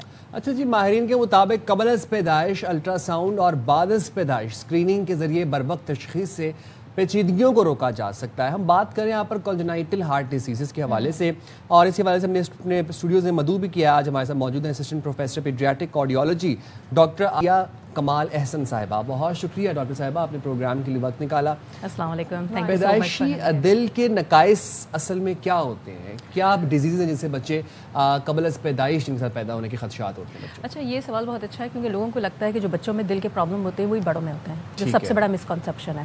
بچوں میں جو ہے بیسکلی اسٹرکچرل پرابلمس ہوتی ہے. اس میں کیا ہوتا ہے، پردوں میں سوراخ ہو سکتا ہے، رگیں جو نکل رہی ہیں وہ الٹی ہو سکتی ہیں، جو نکل رہی ہیں وہ کہیں اور جا کے کھل سکتی ہیں. مینس ہر لیول پہ آپ کو پرابلم ملتا ہے. تو اس کے لیے جب آپ دیکھتے ہیں نا تو آپ کو ہر سیگمنٹل انالیسس مینس ہر سیگمنٹ پہ جا کے آپ کو دیکھنا پڑتا ہے. پھر ان کی سرجریز کمپلیکس ہوتی ہیں. ہم صرف کارنریز پہ ڈیل نہیں کرتے، ہم لوگ ان کے پھر اگر پردے ہیں تو ان کے سوراخ بند کریں گے. اگر ویلو لیک کر رہا ہے تو ویلو بند کریں گے. اگر ویلو تنگ ہے تو اس کو کھولیں گے. اگر الٹا ہے تو اس کی سرجری کر کے اس کو صحیح کرنے کی کوشش کریں گے. تو دس از ویری کمپلیکس. لوگوں کو یہ سمجھ میں نہیں آتا. لوگوں کو لگتا ہے کہ ویسے ہی ہے جیسے بڑوں میں ہوتا ہے. اچھا ڈاکٹر صاحب، اگر ہم یہ دیکھیں جو پریگننسی کا پیریڈ ہے 9 منتھ کا، اس میں اگر پراپر چیک اپ ہو بچے کی بھی پوری طرح سے صحت کے حوالے سے، تو بہت سارے مسائل سے نمٹا جا سکتا ہے. لیکن ہمارے یہاں گھریلو ٹوٹکے اپنائے جاتے ہیں، بلکہ ڈسکریج کیا جاتا ہے بار بار ڈاکٹر کے وزٹ کو عام طور پہ گھرانوں میں، یا جب بچہ پیدا ہوتا ہے مختلف مسائل کے ساتھ تب بھی ان چیزوں کو اگنور کیا جاتا ہے. تو اس پہ کیسے قابو پایا جا سکتا ہے؟ اوکے، یہ آپ کا بہت اچھا سوال ہے، اور یہ انفارچونیٹلی ہمارے پورے معاشرے کا المیہ ہے کہ جب بالکل سب کچھ ہو جائے گا تو پھر ڈاکٹر کے پاس جانا ہے. انفارچونیٹ ہے. اچھا، اویئرنیس ایک بہت بڑی چیز ہے. جس طرح گورنمنٹ لیول پہ ابھی آپ لوگ بھی کر رہے ہیں، دس از اویئرنیس، تاکہ آپ ان کو بتا سکیں کہ کوئی ایسا پرابلم ہے تو آپ ڈاکٹر کے پاس جائیں. ہمارے یہاں ایک ہوتا ہے جس طرح ہم نے دل کی بیماریاں گئی، ایک ہوتی ہے نارمل جس طرح سوراخ ہے چیزیں، ایک ہوتی ہے کمپلیکس جو ہر لیول پہ پرابلم ہے. تو یہ عموماً 20 سے 25% بچوں میں ہوتا ہے جو پیدائشی ہوتے ہیں. تو ان کو اگر آپ اس وقت ایڈریس نہیں کریں گے تو وہ مر جاتے ہیں اور ہمیں پتہ بھی نہیں چلتا. اور یہ جو ایشوز ہوتے ہیں، جو ہارٹ ایشوز ہوتے ہیں، جو قبل از پیدائش جس دل میں سوراخ ہو گیا، والوز مکس ہوئے میں، کوئی شریانے تنگ ہیں، یہ جینیٹک ہوتے ہیں یا پھر کوئی ایکسٹرنل فیکٹرز کی وجہ سے ہوتے ہیں؟ اس میں ملٹیپل فیکٹرز ہیں. ایک تو ہم لوگوں کا ایشین پاپولیشن ہے. ایشین پاپولیشن میں یہ ویسے ہی کامن ہے. اگر باقی پوری دنیا میں شرح 9 سے 8 ہے پر 1000، تو ہمارے یہاں 10 13 15 ہو سکتی ہے. ورلڈ ہیلتھ فیڈریشن کی ابھی رپورٹ آئی ہے اسی مہینے، جس میں انہوں نے پہلے ہوتا تھا 1 لائیو برتھ ان 100، مطلب 100 میں سے ایک بچے کو ہوگا، اب ہو گیا ہے 1 in 50. ایشین پاپولیشن میں ایک تو آپ نے جینیٹکس بولا، نیو میٹیشنس ہوتی ہیں، پھر مدرس کی اپنی ہیلتھ ہمارے یہاں انفارچونیٹلی بہت کمپرومائز ہوتی ہے. اگر ان کے پاس خود اپنے لیے نہیں ہے معدنیات تو وہ بچے کو کیا دیں گے جو ڈیولپ ہو رہا ہے اندر. تو یہ بھی ایک بہت بڑا پرابلم ہے. اس طرح ملٹیپل رسک فیکٹرز ہیں. پھر اس کے بارے میں میں نے ایک آرٹیکل مطلب کیا بھی تھا اور میں نے اس پہ بات کی تھی. تو ہمارے یہاں جب میں نے پڑھا تھا بیٹھ کے تو اس میں ایک پولوشن بھی ایک فیکٹر ہے جس پہ اب تک ہم نے کام نہیں کیا. اس میں جو ہے کینیڈا میں ایک اسٹڈی ہوئی تھی جس میں انہوں نے 30 سال مدرس کو وہ کیا تھا، ان میں رسک فیکٹرز زیادہ تھے جن میں پولوشن زیادہ ہے. ہمارے اسٹڈی ہوئی ہے کہ کراچی، لاہور، ان سب میں پولوشن ہے، لیکن اس میں مدرس پہ افیکٹ ہو سکتا ہے، بچے پہ افیکٹ ہو سکتا ہے، اس پہ اسٹڈی نہیں ہوئی تھی. پھر مدر میں ڈائبٹیز وہ بہت بڑا فیکٹر ہے، اس میں بھی ہارٹ پرابلم، تھائرائڈ وہ بڑا فیکٹر ہے. کچھ ہم فولک ایسڈ چیزیں مدرس کو دے رہے ہوتے ہیں، ہمارے یہاں جو کمی ہوتی ہے وہ بھی ایک فیکٹر ہے، وہ بھی کر سکتا ہے. میجورٹی کو یہ بھی نہیں پتا ہوتا کہ وہ ڈائبٹک ہیں، ماؤں کو بھی نہیں معلوم. بلکہ ایکچولی پرابلم یہ ہوتا ہے کہ کچھ ڈائبٹیز مطلب ہوتی ہیں اور کچھ جو ہے ڈورنگ پریگنینسی ہوتی ہے. جیسے بچہ پیدا ہوتا ہے وہ نارمل ہو جاتے ہیں. تو ڈیفینیٹلی جب تک آپ ڈاکٹر کے پاس جائیں گے نہیں، چیک اپ نہیں کرائیں گے، ٹیسٹ نہیں کرائیں گے، آپ کو نہیں پتہ چلے گا. اسی طرح کچھ مدرس جو ہے وہ میڈیکیشنس لے رہی ہوتی ہیں، ٹھیک ہے، جو کہ فیٹس پہ افیکٹ کر سکتی ہیں، لیکن ان کو پتہ نہیں ہوتا. ہم کاؤنسلنگ بھی کرتے ہیں کہ whenever you are pregnant please ہمارے پاس آئیے، ہم میڈیکیشنس اس کے لحاظ سے ایڈجسٹ کریں گے. اب تو چیزیں خیر وقت زمانہ چینج اتنا ہو گیا کہ اب تو اسموک بھی کری ہوتی ہیں ڈیورنگ پریگنینسی وچ از لیتل. لیکن میں آپ سے جاننا چاہ رہا ہوں کہ ایسے معاشرے میں جہاں پر اگر کبھی ضرورت نہ پڑے خدا نخواستہ تو لوگوں کی پوری زندگی گزر جاتی ہے، ان کو اپنا بلڈ گروپ ہی نہیں پتہ ہوتا. وہاں پر آپ لوگوں کے لیے کتنا مشکل ہے اس اویئرنیس کو، خاص طور پر جب ہم کانجنائٹل ہارٹ ڈیزیز کی بات کرتے ہیں، اس کو اسپریڈ کرنا؟ ایسا سب سے پہلے میں یہ بتانا چاہوں گی کہ کنجنائٹل ہارٹ ڈیزیز پیدائشی ہے، ٹھیک ہے. کچھ چیزوں میں جو ہمارے میجورٹی ہے، ہم فیٹس میں مطلب جب بچہ پیٹ میں ہوتا ہے اسی وقت معلوم کر سکتے ہیں، بتا سکتے ہیں، پیرنٹس کو بتا رہے ہوتے ہیں، کاؤنسل کر رہے ہوتے ہیں، ان کو یہ تک بتا رہے ہوتے ہیں کہ فوراً ضرورت پڑے گی، اشد ضرورت پڑے گی، یا کچھ دنوں بعد ہم آرام سے کر سکتے ہیں، اس کو اس طرح لے کے چلیں گے. پوری کاؤنسلنگ ہمارے فیٹل کا پارٹ ہے. جب بچہ پیدا ہو جاتا ہے اس کے بعد ہم اس کی مینجمنٹ شروع کرتے ہیں. ہمارے پاس بہت ساری مینجمنٹ ہے، سرجیکل بھی ہے، انٹرونشنل بھی ہے، ٹھیک ہے، اور کچھ میں ہم لوگ بس ویٹ اینڈ واچ. اچھا، اس میں سب سے بڑا پرابلم یہ ہوتا ہے، ایک تو یہ ہے کہ ہمارے پاس ڈائریکٹ پیشنٹس نہیں آتے، کہیں نہ کہیں سے ریفر ہو کر آتے ہیں، تو ان کے ایکوز میں مسئلہ ہوتا ہے. جب ہم کاؤنسلنگ کرتے ہیں تو وہاں ڈفرینٹ ہے. مینجمنٹ کا ہمارا بہت بڑا فیکٹر ہوتا ہے کہ ہم پہ جب مینیج کریں گے ان کو کس طرح لے کے چلیں گے. ہمارے یہاں سب سے انفارچونیٹ یہ ہے کہ جس طرح میری او پی ڈی میں پیشنٹس آ رہے ہوتے ہیں تو ہمیں امیجنگ اور ڈفرینٹ چیزوں سے ہم یہ معلوم کر لیتے ہیں کہ ان کو میکسیمم ہم کتنا دے سکتے ہیں. اب میں آپ کو ایگزامپلس دیتی ہوں. جس طرح فیٹل ایکو میں 2 بچے تھے twins, I did the echo fetal, کسی نے کیا ہوا تھا، اس میں دونوں کو لائف کیا ہوا تھا، 1 واز ڈیڈ. اب وہ جو تھا وہ مدر کو ہم نے اسی وقت بچانا تھا. We have a fetal program and a cardio ops program. Cardio ops means جتنی خواتین جن کو کارڈیک مسئلہ ہے اور وہ پریگننٹ ہیں، we have an O P D for that. تو ان کو اسی وقت کیا، اینستھیزیا کو انوالو کیا، گائنیکالوجسٹ کو بلایا کارڈیک ہاسپٹل میں، اور ایک فیٹس ہم نے ایک کو مطلب ڈیفینیٹلی ڈیڈ، دوسرے والا الائیو، اور اس کو مدر بھی کمپرومائز ہو رہی تھی اور دوسرا بچہ بھی کمپرومائز ہو رہا تھا. سو دس از آل اے فیٹل پروگرام جو آپ آرام سے ٹائم پہ ٹائملی مینیج کر کے آپ سب کی جان بچا سکتے ہیں. بڑا زبردست آپ نے مثال دی. اچھا، کون سی ابتدائی علامات ہوتی ہیں جنہیں والدین کو سنجیدگی سے لینا چاہیے؟ کیونکہ کچھ بچے بڑے نارمل بھی نظر آ رہے ہوتے ہیں. بالکل. تو کیا نشاندہی ہوتی ہے؟ ایک تو ہمارے یہاں جو ہے نا کچھ بچوں میں سنڈرومز ہوتے ہیں. سنڈرومز مینس خاص فیشیز چیزیں, ان میں تو 60-80% میں کارڈیک پرابلم ہوتی ہے, ٹھیک ہے, 20% میں نہیں ہوگی. پھر یہ ہوتا ہے کہ بچے اگر نیلے پڑ رہے ہیں تو دیٹ از اے سائن. اگر بچہ پسینہ آ رہا ہے دودھ پیتے ہوئے یا چھوڑ چھوڑ کے پی رہا ہے, یہ ایسا لگ رہا ہے کہ وہ صحیح طرح اس کی ویٹ نہیں بڑھ رہا ہے, دیٹ از اے سائن. اگر تھوڑے سے آپ بڑے بچے لے لیں تو وہ بے ہوش ہو رہے ہیں, that can be a sign.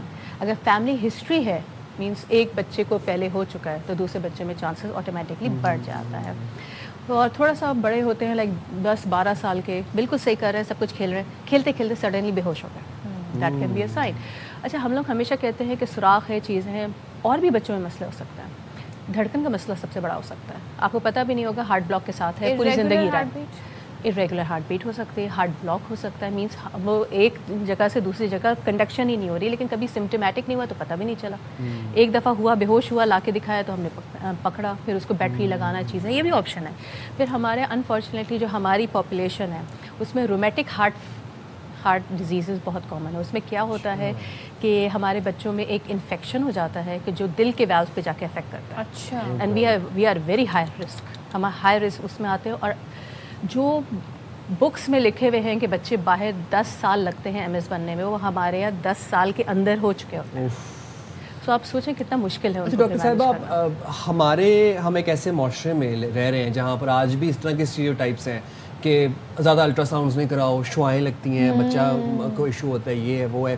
اس کے بعد پھر بہت سی پیدائشیں ایسی ہو رہی ہیں بچوں کی, بچے ایسی جگہوں پہ بورن ہو رہے ہیں جہاں پر دیہی علاقے ہیں, سبربز ہیں, مڈ وائفس کے پاس پیدا ہو رہے ہیں, دائیاں جو ہیں وہ بچوں کی ڈلیوریاں کر رہی ہیں.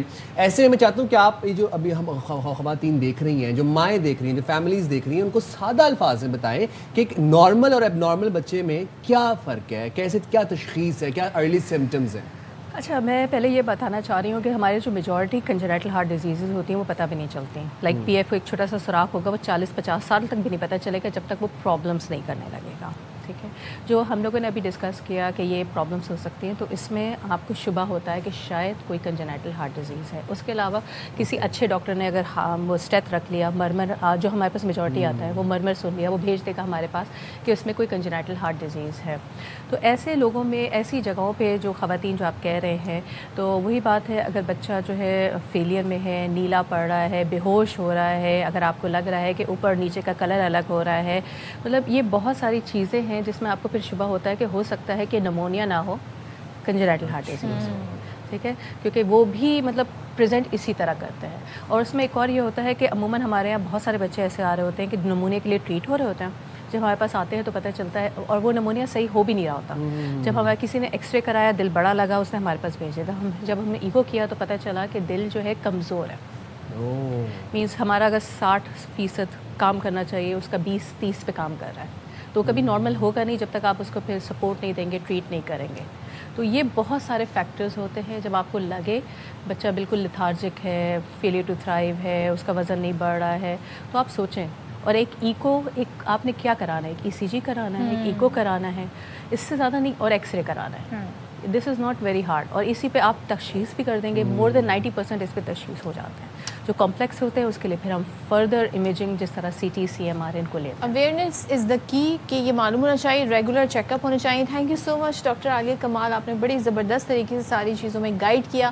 اور بڑا ضروری ہے بچوں پہ خاص طور پہ اگر ان کا وزن نہ بڑھ رہا ہو, اور جس طریقے سے ڈاکٹر صاحبہ نے بتایا کہ کیسے آپ سمٹمز جو ہیں ان سے اندازہ لگا سکتے ہیں, اور ریگولر چیک اپس تو ہونے چاہیے. ویسے ہمارے یہاں اینولی چیک اپس کا کوئی کانسیپٹ نہیں. اسکریننگ از ویری امپورٹنٹ, اور خاص طور پر جو حاملہ خواتین ہیں وہ اپنا ریگولر چیک اپ رکھیں. اور یہ جو اسٹیریو ٹائپس ہیں الٹرا ساؤنڈ سے ریلیٹڈ یا بار بار جا کے چیک کروانے سے ریلیٹڈ, ان کو ہمیں ٹائم آ گیا کہ ان کو ترک کیا جائے. بلکہ ہمارے یہاں لوگ یہ کہتے ہیں ٹیسٹ اگر ان کا نیگیٹو آئے تو کہتے ہیں پیسے ضائع ہو گئے. ہاں, سوچیں, شکر ادا کرنا چاہیے کہ اگر آپ کے ٹیسٹ جو ہیں وہ نیگیٹو آ رہے ہیں. چلیں جی آگے بڑھتے ہیں, بات کرتے ہیں ذرا بجٹ کے حوالے سے, کیونکہ وفاقی بجٹ تو آ گیا ہے, اب صوبائی بجٹ آنا باقی ہے. تو پنجاب گورنمنٹ کا بجٹ آج پیش کیا جائے گا, اعداد و شمار کو فائنل کر لیا گیا ہے. اچھا, وفاق کی طرح یہ جو سرکاری ملازمین کی جو سیلریز ہیں اس حوالے سے ہم دیکھ رہے ہیں کہ کوئی زیادہ نمبرز ہمارے سامنے نہیں آ رہے ہیں. کچھ خبریں سندھ کے حوالے سے بھی آ رہی تھیں کہ وہ کہہ رہے تھے جی بڑے فائنینشیل مسائل ہیں. پنجاب میں کیا کہا جا رہا ہے جی کہ سرکاری ملازمین کی تنخواہوں پینشن میں 7%، 7 سے کم تو خیر کیا ہی ہوگا، مطلب کم سے کم 7%، لیکن ہو سکتا ہے اس سے زیادہ بھی کر دیا جائے. صوبے کی ترقی، عوامی فلاح اور نئے منصوبے کا روڈ میپ بجٹ میں شامل کیا جائے گا. زبردست. بجٹ میں ترقیاتی پروگرام اور اہم شعبوں کے لیے فنڈز مختص کیے جائیں گے. تعلیم، صحت، انفراسٹرکچر اور سماجی شعبے کی جو اسکیمیں ہیں ان پر خصوصی توجہ دی جائے گی. بجٹ میں کوئی نیا ٹیکس لگانے کی تجویز شامل نہیں کی جائے گی. صوبائی وزیر خزانہ مشتبہ شجاع الرحمان آج بجٹ پیش کریں گے. تو آج کا دن بڑا اہم ہے، پنجاب کا بجٹ آج پیش ہونے جا رہا ہے. دیکھتے ہیں واٹس ان دیٹ بجٹ، اور جو بھی ہوگا will let you know, will keep following it. Moving forward جناب، یہاں پر ایک بڑی زبردست ہمارے پاس ایک اسکی ہے آپ کے ساتھ شیئر کرنے کے لیے. پاکستان کرکٹ بورڈ کے آپ کو پتہ ہے کہ پی سی بی کے چیئرمین محسن نقوی صاحب ہیں، جو کہ بھارت کی خاص طور پر جو کہ ہمارا اصلی دشمن ہے، کھیل کے اندر سیاست برداشت نہیں کرتے، بالکل نہیں کرتے. اب پاکستان کرکٹ بورڈ نے سینٹرل کانٹریکٹ کے لیے ایک نیا سسٹم متعارف کروا دیا ہے. وہ یہ ہے کہ کھلاڑیوں کو فارمیٹ کے حساب سے کیٹیگریز دی جائیں گی. کانٹریکٹ میں کھلاڑیوں کا انتخاب فٹنس، ڈومیسٹک میں شرکت اور پرفارمنس کی بنیاد پر ہوگا. یعنی اب فٹنس اور پرفارمنس دکھاؤ اور اس کے بعد ہی سینٹرل کانٹریکٹ میں آپ کو جگہ مل سکتی ہے. شکر ہے کہ ہم نے اس کو کنڈیشن کر دیا کہ پرفارمنس آپ کی اچھی ہوگی تو یہ سینٹرل کانٹریکٹ ملے گا. اچھا، جو پلیئرز ہیں ان کے کانٹریکٹس کا فیصلہ 85% ڈیٹا اور 15% سلیکشن کمیٹی کی رائے پر ہوگا. اچھا، ٹریک اے بی میں ون ڈے اور ٹیسٹ کھیلنے والے پلیئرز شامل ہوں گے. ٹریک اے میں red ball specialist, track B C 1 میں ون ڈے اور T20 کھیلنے والے کھلاڑی شامل ہوں گے. اور فرینچائز T20 اسپیشلسٹ کے لیے ٹریک ڈی کیٹیگری مختص کی گئی ہے. تو چیئرمین پی سی بی نے ریڈ بال ہیڈ کوچ تبدیل کرنے کی جو افواہیں آ رہی تھیں ان کو یکسر مسترد کر دیا ہے. محسن نقوی صاحب کہتے ہیں کہ یونس خان کو لوگوں نے کوچ اور مینٹور بنا دیا، ہماری تو ایسی کوئی بات ہی نہیں ہوئی ہے. کیا کہہ رہے ہیں محسن نقوی صاحب، سن لیتے ہیں.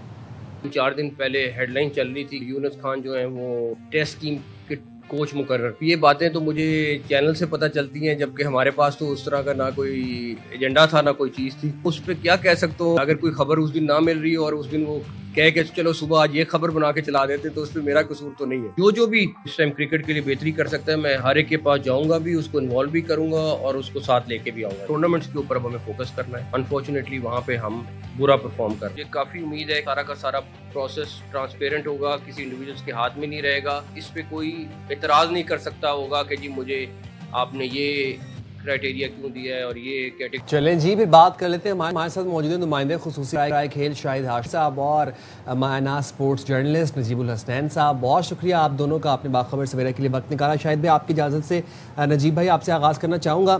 یہ جو سینٹرل کانٹریکٹ ہے اس کو کنڈیشن کر دیا گیا اب کھلاڑیوں کی پرفارمنس کے ساتھ. آپ کو لگتا ہے کہ یہ خوش آئند فیصلہ ہے؟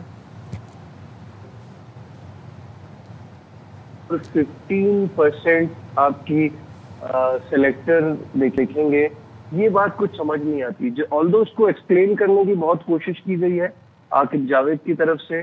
مائک ہیسن نے تو یہ بھی کہہ دیا کہ دنیا ٹیسٹ کرکٹ کو بڑی اہمیت دینا چاہتی ہے، لیکن وہ کوئی ایسا طریقہ نہیں نکال سکی ہے جو پاکستان کرکٹ بورڈ نے نکال دیا ہے. اور ساری دنیا جو ہے اس پہ آنے والے وقتوں میں Pakistan cricket board would feel very proud, and ساری دنیا جو ہے وہ پاکستان کو کاپی کرے گی اس چیز کے لیے. لیکن اس کے بعد پھر سلیکٹرز کا رول کیا رہ جائے گا؟ اور بہت ساری چیزیں پہلے بھی آ چکی ہیں نام بدل کے. تو اب بات وہی ہے کہ اتنے سال سے اب یہ کام چل رہا ہے، یہ والی چیز کتنی کارآمد ثابت ہوتی ہے یہ آنے والا وقت بتائے گا. لیکن اس میں 2 باتیں بہت خوش آئین ہیں.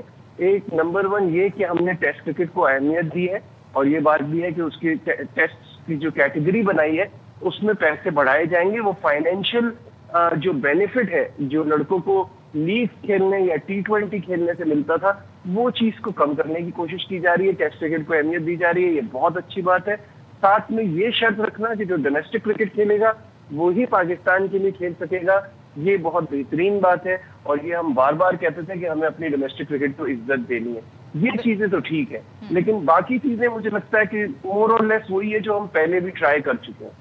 अच्छा नजीब, आपका ये पॉइंट है कि मैं शाहिद साहब से ज़रा जानने की कोशिश करते हैं। शाहिद साहब बताइएगा, नजीब जो बात कह रहे हैं कि जो 15% है वो सेलेक्टर्स पे डिपेंड करेगा और 85% जो है वो ज़ाहिर है जो डेटा है उसकी बुनियाद पे। पहले तो मुझे बताइएगा कि डेटा बेस किस तरह तय किया जाएगा। दूसरे आप एग्री करते हैं नजीब की इस बात से कि 15% वाला क्या इशू है, क्या मामला है? देखिए, बहुत सी चीज़ें हैं जो इसमें मुबहम है। अब जब ये अनाउंस होगा, जब ये कहेंगे कि ये प्लेयर इस कैटेगरी में है, लेकिन पब्लिकली भी नहीं बताया जाएगा, ये भी नहीं बताया जाएगा कि कौन प्लेयर किस कैटेगरी में क्यों है। तो ये पाकिस्तान क्रिकेट बोर्ड की अपनी एक इख्तिरा है, इन्वेंशन लेके आए हैं। अल्लाह करे कि ये सही साबित हो। और इसलिए भी कि सेंट्रल कॉन्ट्रैक्ट में हमेशा प्लेयरों को और मीडिया को शिकायत रहती थी कि इस प्लेयर को ये कैटेगरी क्यों दी है। शान मसूद पाकिस्तान के टेस्ट कप्तान थे, एक दफ़ा उन्हें सी कैटेगरी दी गई, लेकिन साथ ही साथ ये शर्त रखी गई कि अगर वो कप्तान रहेंगे तो उनको सी कैटेगरी होगी, वरना उससे डिमोट हो जाएंगे। फिर सेकंड टाइम उनको डी कैटेगरी दी गई। अब मोहम्मद अब्बास, उनको डी कैटेगरी दी गई जो टेस्ट के स्पेशलिस्ट हैं। खुर्रम शहजाद जो टेस्ट के स्पेशलिस्ट हैं, उन्हें डी कैटेगरी दी गई। तो अब अगर ये निकाला गया है तो अच्छी चीज़ है कि प्लेयरों को शिकायत नहीं होगी, प्लेयरों को बताया भी गया, उनको एक वर्कशॉप करा के दी गई। और सबसे अच्छी चीज़ कि टेस्ट क्रिकेट को अहमियत दे रहे हैं, डोमेस्टिक क्रिकेट खेलने की शर्त रख दी गई। लेकिन डोमेस्टिक क्रिकेट की शेड्यूलिंग भी फिर आपको सही करनी पड़ेगी कि डोमेस्टिक क्रिकेट हो रही हो और साथ ही साथ इंटरनेशनल क्रिकेट, टेस्ट मैच कहीं वेस्ट इंडीज़ में है या कहीं जिम्बाब्वे में कोई वनडे सीरीज़ हो रही हो, तो फिर प्लेयर कैसे खेलेंगे डोमेस्टिक क्रिकेट। डोमेस्टिक क्रिकेट की शेड्यूलिंग भी ऐसी करनी पड़ेगी पाकिस्तान क्रिकेट बोर्ड को कि वो इंटरनेशनल क्रिकेट से क्लैश ना करे। उसके बाद ही ये सारा जितना भी सिस्टम बनाया है, जिसकी इतनी तारीफ की गई है, वो फिर सही साबित होगा। और ये जब एक दफ़ा इम्प्लीमेंट होगा तब हमें पता चलेगा कि किस प्लेयर को क्या शिकायत है या किसी प्लेयर को नहीं है शिकायत। ये नाक़दीन को चुप कराने को ये फॉर्मेट ज़्यादा काम करेगा बजाय जो है परफॉर्मेंस बेस्ड और डेटा बेस्ड। मुझे तो यही लगता है, क्योंकि आपने कहा ना बड़ी तनकीद होती थी कि फलां प्लेयर को क्यों ये कॉन्ट्रैक्ट दे दिया गया। ऐसे ही है बिल्कुल कि प्लेयरों को पिछली दफ़ा ये कहा गया कि जी प्लेयरों की बिल्कुल परफॉर्मेंस नहीं थी, तो एक कैटेगरी गायब कर दी गई, एक कैटेगरी दी ही नहीं गई किसी भी प्लेयर को। बड़ा सख्त डिसीजन था, लेकिन इस तरह के डिसीजन पाकिस्तान क्रिकेट बोर्ड को लेने पड़ेंगे। और performance based, fitness based central contract अच्छी चीज़ है।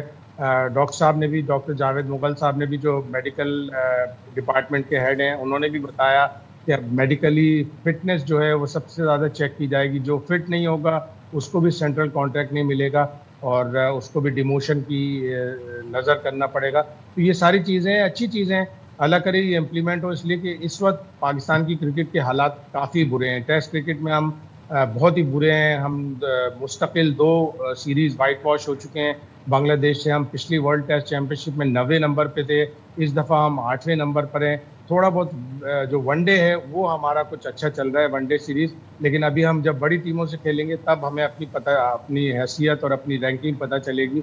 इस तरह के मेजर्स लेने से थोड़ा सा खिलाड़ियों के ऊपर भी प्रेशर होगा कि वो परफॉर्म भी करें, डोमेस्टिक क्रिकेट भी खेलें और उससे हमारी इंटरनेशनल क्रिकेट बेहतर हो। सब तरह, जिस तरह मोहसिन नकवी साहब ने कहा कि हमारी बायलैटरल सीरीज़ में तो परफॉर्मेंस अच्छी होती है, लेकिन हम जब आईसीसी इवेंट्स में जाते हैं वहाँ हमारी परफॉर्मेंस अच्छी नहीं रही। नजीब भाई, यही मैं आपसे भी जानना चाहूँगा कि अब सेलेक्टर्स के जो इख्तियारात हैं वो कम हो गए, 15% तक आ गए। जब हम तजियाकारों को सुनते हैं, स्पोर्ट्स एनालिस्ट को सुनते हैं, चाहे वो आप अपने प्रोग्राम में बात करें, जब हम दीगर तजियाकारों से बात करते हैं, वो हमेशा सेलेक्टर्स की चॉइसेस के ऊपर सवालात उठाते हुए हमें नज़र आते हैं। उसमें सेलेक्टर्स के बायसेस आ जाते हैं, कहीं पे फेवरेटिज्म की बात होती है, दिस एंड दैट। आपको नहीं लगता कि अब जब सेलेक्टर्स के इख्तियारात महदूद हो गए हैं और अब फैसला जो है सेंट्रल कॉन्ट्रैक्ट का वो स्टैट्स के ऊपर होगा, तो ये एक ट्रांसपेरेंट प्रोसीजर हो गया है? इसमें मतलब अगर आप परफॉर्म करेंगे तो ही आपको सेंट्रल कॉन्ट्रैक्ट मिलेगा, बायस नहीं होगा कोई। देखिए, ये बात ठीक है कि ये मसले हमें पहले भी रहते थे और इसमें पसंद नापसंद और अपनी फेवरेटिज्म ये चीज आ जाती है, लेकिन पॉइंट ये है कि ये तरीकेकार कैसे जज किया जाएगा। जैसे अभी शाहिद साहब ने कहा कि अभी बहुत सारी चीजें अनक्लियर है। अगर मैं एक बैटिंग विकेट पे 100 रन कर रहा हूँ तो ये कैसे जज किया जाएगा कि यहाँ रन करना आसान थे, और एक बहुत ही टफ कंडीशन में मैं 50 रन कर रहा हूँ, वो कैसे जज किया जाएगा कि वो ज्यादा मैटर करते थे। जिस तरह कल आकिब जावेद समझाने की कोशिश कर रहे थे कि इम्पैक्ट प्लेयर को निकाला जाएगा, सिर्फ विकेटें और रन्स मैटर नहीं करेगी, जिसने गेम पे अपना इम्पैक्ट छोड़ा होगा اس کو نکالا جائے گا. اگر یہ اب اس میں دیکھیں ٹائم لگے گا, پہلے بھی بہت ساری چیزیں آئیں اور اس میں ٹائم لگا, اب یہ بھی آگے اس میں ٹائم لگے گا, دیکھتے ہیں کیا ہوتا ہے. ایک صحافی نے بہت اچھا سوال کیا اور داد دی محسن نقوی صاحب کو اس بات پہ کہ آپ نے بڑا ٹائم دیا ہے سب کو, اتنا ٹائم کوئی چیئرمین کسی کو نہیں دیتا. اور ساتھ میں انہوں نے سوال تھرو کیا عاقب جاوید کی طرف کہ اب آپ کو اتنا وقت مل گیا, اب بتا دیں کتنا ٹائم لگے گا کہ پاکستان ٹیم ٹھیک ہو جائے. تو انہوں نے کہا یہ تو کوئی نہیں بتا سکتا, بس ہم کوشش کر رہے ہیں اور امید ہے کہ ہم اس میں. لیکن جہاں تک ابھی شاہد صاحب جو بات کر رہے تھے, جو چیئرمین صاحب نے کہا ہے کہ ہم بائیلیٹرل اچھا کھیلتے ہیں اور ہم آئی سی سی کے ایونٹ میں, تو اس کی وجہ یہ ہے کہ ہمیں کوئی سیریس نہیں لے رہا بائیلیٹرل میں. بائیلیٹرل میں جو ٹیمیں آ رہی ہیں آپ ان کی اسٹرینتھ تو دیکھ لیجیے. ہم یہاں اس وجہ سے جیت رہے ہیں کہ بی اور سی ٹیمیں آ رہی ہیں. جب ہم کو آئی سی سی کے ایونٹ میں تگڑی ٹیمیں ملتی ہیں تو ہمارا یہ حال ہوتا ہے جو ہے اس وقت کہ ہم پہلے راؤنڈ میں باہر ہو رہے ہیں. بالکل آپ صحیح کہہ رہے ہیں, اس پہ کام کرنے کی بہت ضرورت ہے, بہت ساری چیزیں ہیں جو صحیح ہونی ہے. لیٹس سی کیا ہوتا ہے. Thank you so much Najeeb, thank you so much. Shahid Hashmi ہمارے ساتھ تھے. یہ جناب اسپورٹس کے میدان میں ہو رہا ہے, یہ اسپورٹس کے میدان میں ہو رہا ہے, لیکن حقیقتاً کیا ہو رہا ہے ملک میں. another case of women violence سامنے آیا ہے. کوٹلی ستیا سے یہ کیس رپورٹ ہوا ہے, جہاں پہ کوٹلی ستیا کا ایک گاؤں ہے آریاڑی, وہاں پر اوباش شخص کی مبینہ بلیک میلنگ کی وجہ سے ایک 16 سالہ لڑکی نے خود سوزی کر لی. لڑکی کو تشویشناک حالت میں جناب راولپنڈی منتقل کیا گیا, لیکن وہ جہاں پر نہ ہو سکی.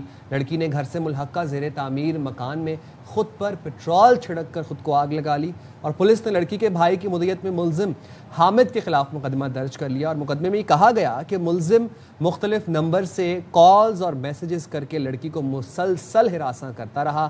ملزم کے خاندان کو آگاہ کرنے کے باوجود ہراسانی کا سلسلہ جاری رہا. اور ظاہر ہے یہ بتایا جا رہا ہے کہ ظاہر ہے اس بلیک میلنگ کی وجہ سے اس لڑکی نے دل برداشتہ ہو کر یہ انتہائی قدم اٹھایا. اور ڈی پی او کا کہنا ہے کہ لڑکی کی جو خودسوزی کا واقعہ ہے 7 دن یہ پرانا ہے, اور پولیس کو واقعے کی معلومات ملی تو فوری طور پر پھر مقدمہ درج ہوا. لیکن وہ شخص کون ہے, کیا اس کی ڈیٹیل ہیں, یہ جاننا بہت ضروری ہے.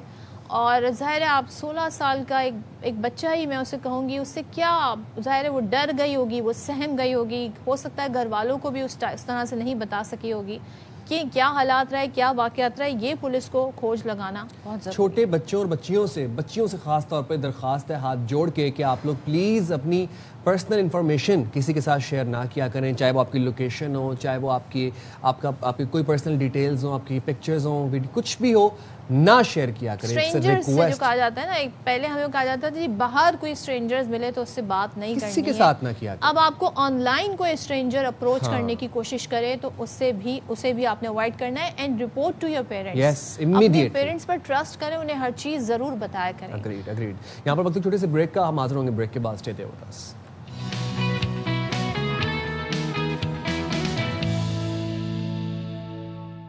تو ایسا کیسے ہو سکتا ہے کہ ہم اپنے شو میں فیفا ورلڈ کپ کی بات نہ کریں جس کا اتنا کریز ہے. میں جب اسٹیڈیم میں تماشائیوں کو دیکھتی ہوں, اور خاص طور پر وہ جس ٹیم کو سپورٹ کر رہے ہوتے ہیں, فرض کریں اگر کوئی ٹیم ہے ان کی ریڈ جرسی ہے, پورا گراؤنڈ آپ کو ریڈ جرسی پہنا ہوا اسٹیڈیم نظر آتا ہے, اتنا پبلک, اتنے لوگ انویسٹڈ ہیں ایموشنلی بھی, اور کہتے ہیں نا اسپورٹس لوننگ پیپل. تو ہم بات کریں فیفا ورلڈ کپ ایونٹ میں آج کھیلے گئے چاروں میچ برابر رہے. ایران اور نیوزی لینڈ کے میچ تگڑے مقابلے کے بعد 2-2 گول سے برابر ہے. ایران تو کہیں بھی نہیں, کہتے ہیں نا کہیں بھی بالکل شکست کے دائرے میں نہیں آ رہا, ٹف ٹائم سب کو دے رہا ہے. میچ کے آغاز سے قبل امریکہ کی سرزمین پر ایران کا قومی ترانہ بھی بجایا گیا, اور اس سے پہلے سعودی عرب اور یوروگوئے کا میچ سنسنی خیز مقابلے کے بعد 1-1 گول سے برابر رہا. عبداللہ المیری نے سعودی عرب کی جانب سے 41ویں منٹ میں گول سکور کیا, اور یوروگوئے کی جانب سے میکس میلانو نے 80ویں منٹ میں گول کر کے مقابلہ برابر کر دیا. اچھا, پھر مصر اور بیلجیم کا میچ بھی دلچسپ رہا. وہ کیا ہوا جناب, وہ بھی 1-1 گول سے برابر رہا. اس میں امام عاشور کے 20ویں منٹ میں گول کی بدولت مصر نے برتری حاصل کی. تاہم کھیل کے 66ویں منٹ میں محمد ہانی کے اوون کے باعث مقابلہ 1-1 گول سے برابر ہو گیا. اب آپ دیکھیں کتنے سنسنی خیز مقابلے ہیں. ابھی جو تماشائیوں کا آپ ذکر کر رہے تھے, تماشائیوں کی لالچ بھی تو رکھتی ہیں, پھر ان کی جو فیوریٹ ٹیمز کھیل رہی ہوتی ہیں وہ اچھا کھیل کے دکھاتی ہیں, وہ سنسنی خیز مقابلہ دکھاتی ہیں, پیسے وصول ہوتے ہیں تماشائیوں کے جو اتنے مہنگے ٹکٹس لے کے گئے ہوتے ہیں, تو اس لیے اسٹیڈیم بھی بھرے ہوتے ہیں. اچھا, اس سے پہلے جی کیپ ورڈے نے اسپین جیسی مضبوط ٹیم کے خلاف مقابلہ برابر کر کے سب کو حیران کر دیا. بھائی ہم حیران ہیں, یہ کون سا ریکارڈ بنا ہے فٹ بال میں کہ ایک دن میں 4 میچز چاروں برابر رہے. کیپ ورڈے کے گول کیپر نے سابق عالمی چیمپئن کو ایک گول تک نہیں کرنے دیا اور یوں یہ مقابلہ 0-0 سے, یعنی کوئی گول نہیں ہوا اور 0-0 سے یہ برابر رہا. تو اس سے آپ کو اندازہ ہو سکتا ہے کتنی تیاری سے ٹیمز آئی ہیں, کتنے ٹف میچز ہو رہے ہیں. اور کیا ہی بات ہے بھائی, میں تو بڑا مزہ آتا ہے جب میں اس طرح کے خوبصورت اسٹیڈیم دیکھتی ہوں نا, کہ state of the art architecture, اگر آپ ان کی آپ اسٹیڈیم دیکھیں, زبردست فیسلٹیز, زبردست اسٹیڈیم. اور آپ پاکستان میں جو فیفا فیور ہے بھائی, آپ جس سے بات کرو وہ آپ کے ساتھ میچ کی کہانی لے کے شروع ہو جاتا ہے. اور پاکستان میں تو ایک الگ ہی رونق ہے, خاص طور پر اگر ہم کراچی میں لیاری کی بات کریں بھی, اور gen zs are all over FIFA World Cup. Cricket سے کوئی لگاؤ نہیں ہے, انہیں فٹ بال بہت پسند ہے. اگریڈ. موونگ فارورڈ, جب ہم بات کر رہے ہیں کامیابیوں کی اور جب ہم بات کر رہے ہیں اپنے اپنے ملک کا نام روشن کرنے کی, تو آپ کو بتا دیں کہ پاکستان کے لیے ایک بہت اچھی خوشخبری ہے, ایک بڑا اعزاز ہے جو پاکستان کے ایک نوجوان نے حاصل کیا ہے. پاکستان کے لیے عمر ہے ان کی صرف 13 سال, سوچیں صرف 13 ایئرز, اور کامیابیاں ہیں ان کی بے مثال. میں بات کر رہا ہوں لاہور کے شاہ حسین پیرزادہ کی, جنہوں نے محض 13 سال کی عمر میں دنیا کے سب سے کم عمر سرٹیفائیڈ کوانٹم پروفیشنل بننے کا منفرد اعزاز حاصل کر لیا. کوانٹم پروفیشنل 13 سال کی عمر میں. ہم تو ابھی تو کوانٹم سمجھنے کی کوشش کر رہے ہیں کہ ایکچولی میں کوانٹم ہوتا کیا ہے. انہوں نے IBM کے جدید کوانٹم پلیٹ فارم کسکیٹ کا کامیابی سے استعمال کر کے تاریخ رقم کی ہے. شاہ حسین نے 10 سال کی عمر میں پروگرامنگ پائتھن سیکھنے کا آغاز کیا. 11 سال کی عمر میں انہوں نے مشین لرننگ میں مہارت حاصل کی, کوانٹم کمپیوٹنگ کی طرف قدم بڑھایا, اور 11 سال کی عمر میں IBM کا ایسوسیٹ سرٹیفائڈ کوانٹم کمپیوٹیشن امتحان پاس کیا. تو شاہ حسین پیرزادہ نے اپنی صلاحیت ثابت کیا کہ کامیابی کے لیے عمر کوئی چیز نہیں ہے. بھائی بہت چھوٹی عمر ہے, میں تو اپنے آپ سوچنا what I was doing at the age of 13. میں تو پرابلی بنک ہی کر رہا ہوں گا کلاس, اسی طرح کی حرکت کر رہا ہوں گا. But we have with us the professional, the quantum professional Shah Hussain Pirzada. Thank you very much Shah Hussain, اور بہت مبارک ہو آپ کو بائی دا وے, آپ نے پاکستان کے لیے کتنا بڑا اعزاز حاصل کیا. کیا فیل کر رہے ہیں, اور پھر اس کے بعد ہم آپ کی جرنی کے بارے میں جائیں گے. But how do you feel after achieving this lovely victory? Thank you. First of all, thank you very much for your congratulations. And your question, how I am feeling. When I first knew that I am the world's youngest certified quantum developer in the world, there was a lot of happiness and excitement. بھی بہت خوشی بھی, excitement بھی, پھر مجھے satisfaction بھی feel ہوئی کہ finally میں نے پروو کر دیا کہ آپ ایج اور سکسیس کی کوئی ایج ریسٹرکشن نہیں ہے, ایج لمٹ نہیں ہے بریلینس کی. اس کے بعد مجھے اس کے اوپر بھی خوشی ہے کہ میں نے اپنا ملک پاکستان کا نام روشن کیا ہے. تو yes, I was very happy when I knew that I am the world's youngest IBM certified quantum developer in the world. اچھا ذرا سا یہ بتائیے گا شاہ حسین کہ I think comparatively, correct me if I am wrong, comparatively quantum جو computing ہے وہ ایک نیا سبجیکٹ ہے, اٹس سم تھنگ نیو. آپ اس طرف کیسے آئے, and is it difficult, what is quantum computing? Okay, first of all میں اس کے اوپر first what is quantum computing, then I can tell you why I got into this field. Quantum computing کیا ہے؟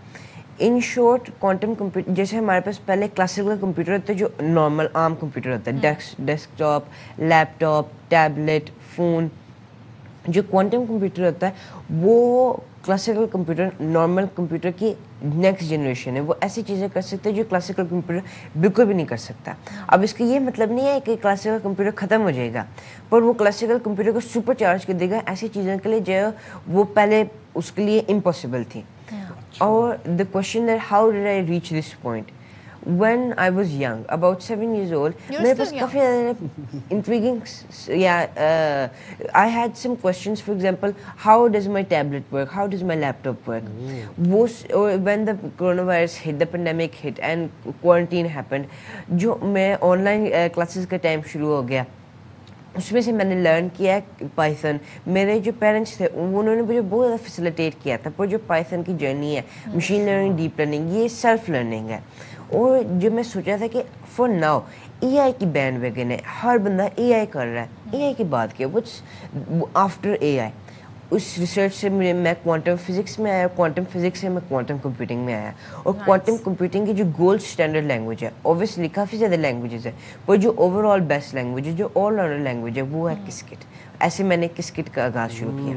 अच्छा, ये तो बताएं कि पाइथन इटसेल्फ एक मुश्किल लैंग्वेज है, कैसे सीखी आपने? सेल्फ टॉट है या फिर किसी ने आपकी मदद की या फिर ऑनलाइन सीखा सब कुछ? एट द टाइम नाउ, पहले अगर हम थोड़ी देर पहले चले जाए, there was no AI, there was no properly Google. पहले हमें कोई चीज़ लर्न करने के लिए हमें बहुत ज़्यादा मुश्किल आ जाती थी। It was very hard in old times, but now for example मैंने पाइथन लर्न की थी, उसके लिए इतने ज़्यादा वीडियोज़ है, प्ले लिस्ट्स है, एक्सपर्ट्स हैं जिनके साथ हम सोशलाइज कर सकते हैं, और इट सेल्फ डॉक्यूमेंटेशन है। और अब हमारे पास एआई भी आ गया। अगर हमारे पास कोई सवाल है और हमारे पास कोई नहीं है जो एआई एक्सपर्ट है, जो एआई इटसेल्फ है, हम उसको क्वेश्चन दे सकते हैं, वो हमें आंसर दे सकता है। अगर कोई ओवरऑल चीज़ है, हमारे पास गूगल भी है, सर्च इंजन भी है, और चैट बॉट और ट्रांसफॉर्मर्स भी आ गए जिनसे हम सवाल कर सकते हैं। तो मेरे पास बहुत सारी कन्वीनियंसेस थी। पर जो Python, machine learning, deep learning की जर्नी है, वो बाद में जो क्वांटम की जर्नी भी है, ये सेल्फ लर्निंग है। अच्छा, तो फिर आगे जाके मुस्तकबिल में what are your future plans? आपने बनना क्या है, क्या सोचा, आपके माइंड में क्या है? जो ये सर्टिफिकेशन है, ये is just the beginning. What I want is after I have done this certification, I am doing quantum machine learning as well. First there was Python, machine learning, deep learning, now there's Qiskit, QML and many things in the field of QML. और मैं चाहता हूँ कि मैं quantum के अंदर ऐसी innovation करूँ जो पाकिस्तान को, ना होल वर्ल्ड को हेल्प करे क्वांटम लेंस के से, क्योंकि क्वांटम ऐसी चीज़ें कर सकते हैं जो पहले ऑलमोस्ट इम्पॉसिबल था क्लासिकल के लिए। फॉर एग्जांपल वो ऐसे एलिमेंट्स की, ना डिजीज़ की क्योर बना सकते हैं जो पहले इम्पॉसिबल था, मटेरियल्स बना सकते हैं जो पहले बनाना इम्पॉसिबल था। और मैं चाहता हूँ कि ये पाकिस्तान के अंदर भी अवेयरनेस है क्वांटम की, क्योंकि जब एआई बूम हुआ था, तो जब पूरे दुनिया के अंदर एआई का बूम हुआ था, फिर पाकिस्तान में क्यों आया? हमारे पास पीपल थे, हमारे पास टैलेंट थी, हमारे पास यूथ थी, और हमारे पास काफ़ी ज़्यादा अमेजिंग पीपल थे। पर हमने एआई के अंदर अर्ली क्यों नहीं आए, लेट क्यों आए? जब पूरी वर्ल्ड आए थे तब हम क्यों आए? अब हमारे पास क्वांटम, हमारे सामने फ्यूचर है, हमें पता है कि फ्यूचर क्या होगा, हम प्रिपेयर है फ्यूचर के लिए। तो हम ये करने बजाय कि हम वेट करें कि बाहर की जो वर्ल्ड है वो क्वांटम बनाए, इससे अच्छा can't we be the early movers ourselves, can't we make quantum computing devices ourselves, can't we make quantum developers ourselves? Why don't we standardize and publicize quantum in universities, schools, colleges? वाह, I am impressed and I am surprise to core आपकी बातें सुन के। माशाल्लाह, अभी आप 13 साल के हैं और आप क्या ज़बरदस्त बातें कर रहे हैं। Best of luck to you. Yes, he has a vision and he has proper M set भाई फॉर हिज फ्यूचर। अब thank you very much Shah Hussain, और हम आपको दिल की अता से मुबारकबाद भी देते हैं, और आपको आपके फ्यूचर के लिए, फ्यूचर इंडीवर्स के लिए आपको बेस्ट ऑफ लक भी कहते हैं। यहाँ पर छोटी सी ब्रेक का वक्त हुआ है, हम वो ब्रेक लेके फ़ौरन से वापस आएंगे। Please stay there with us.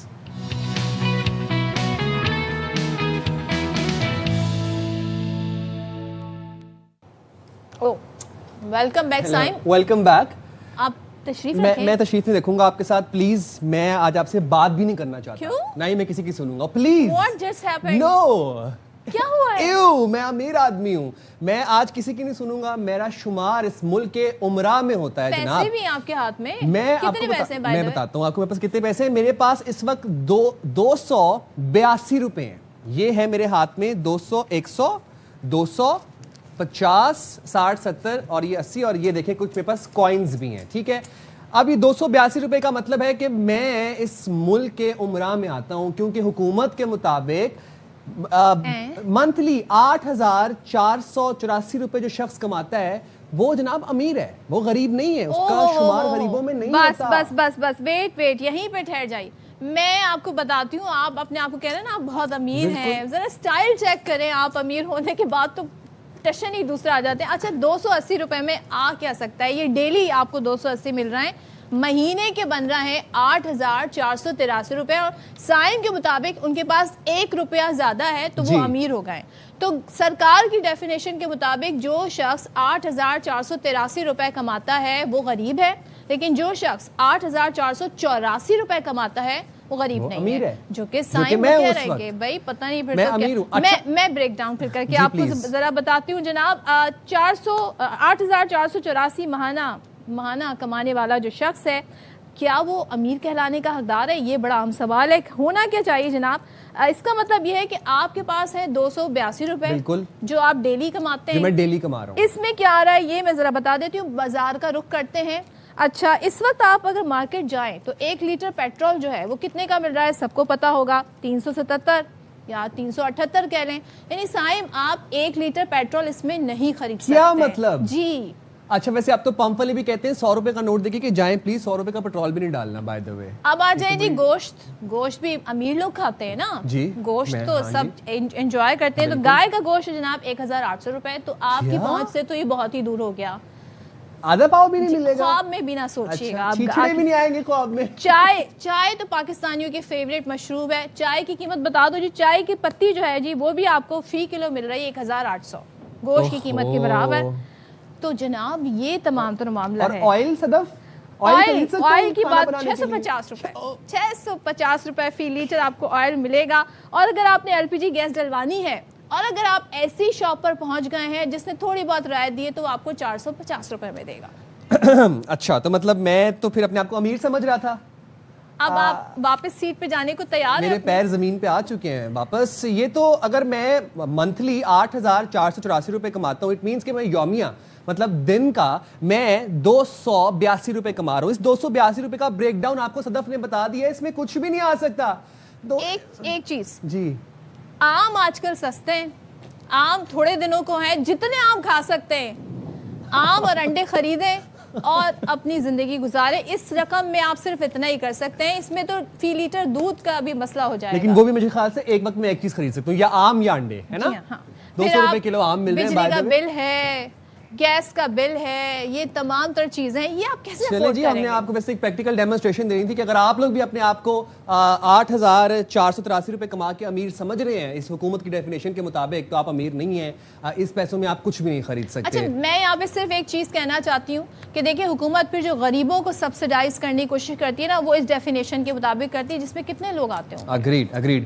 اب تک لیے ہمیں دیجیے اجازت, ہمارے پروگرام کا وقت ہو جاتا ہے ختم. آپ سے ملاقات ہوگی بہت جلد. اپنا خیال رکھیے گا. اللہ حافظ. پاکستان زندہ باد.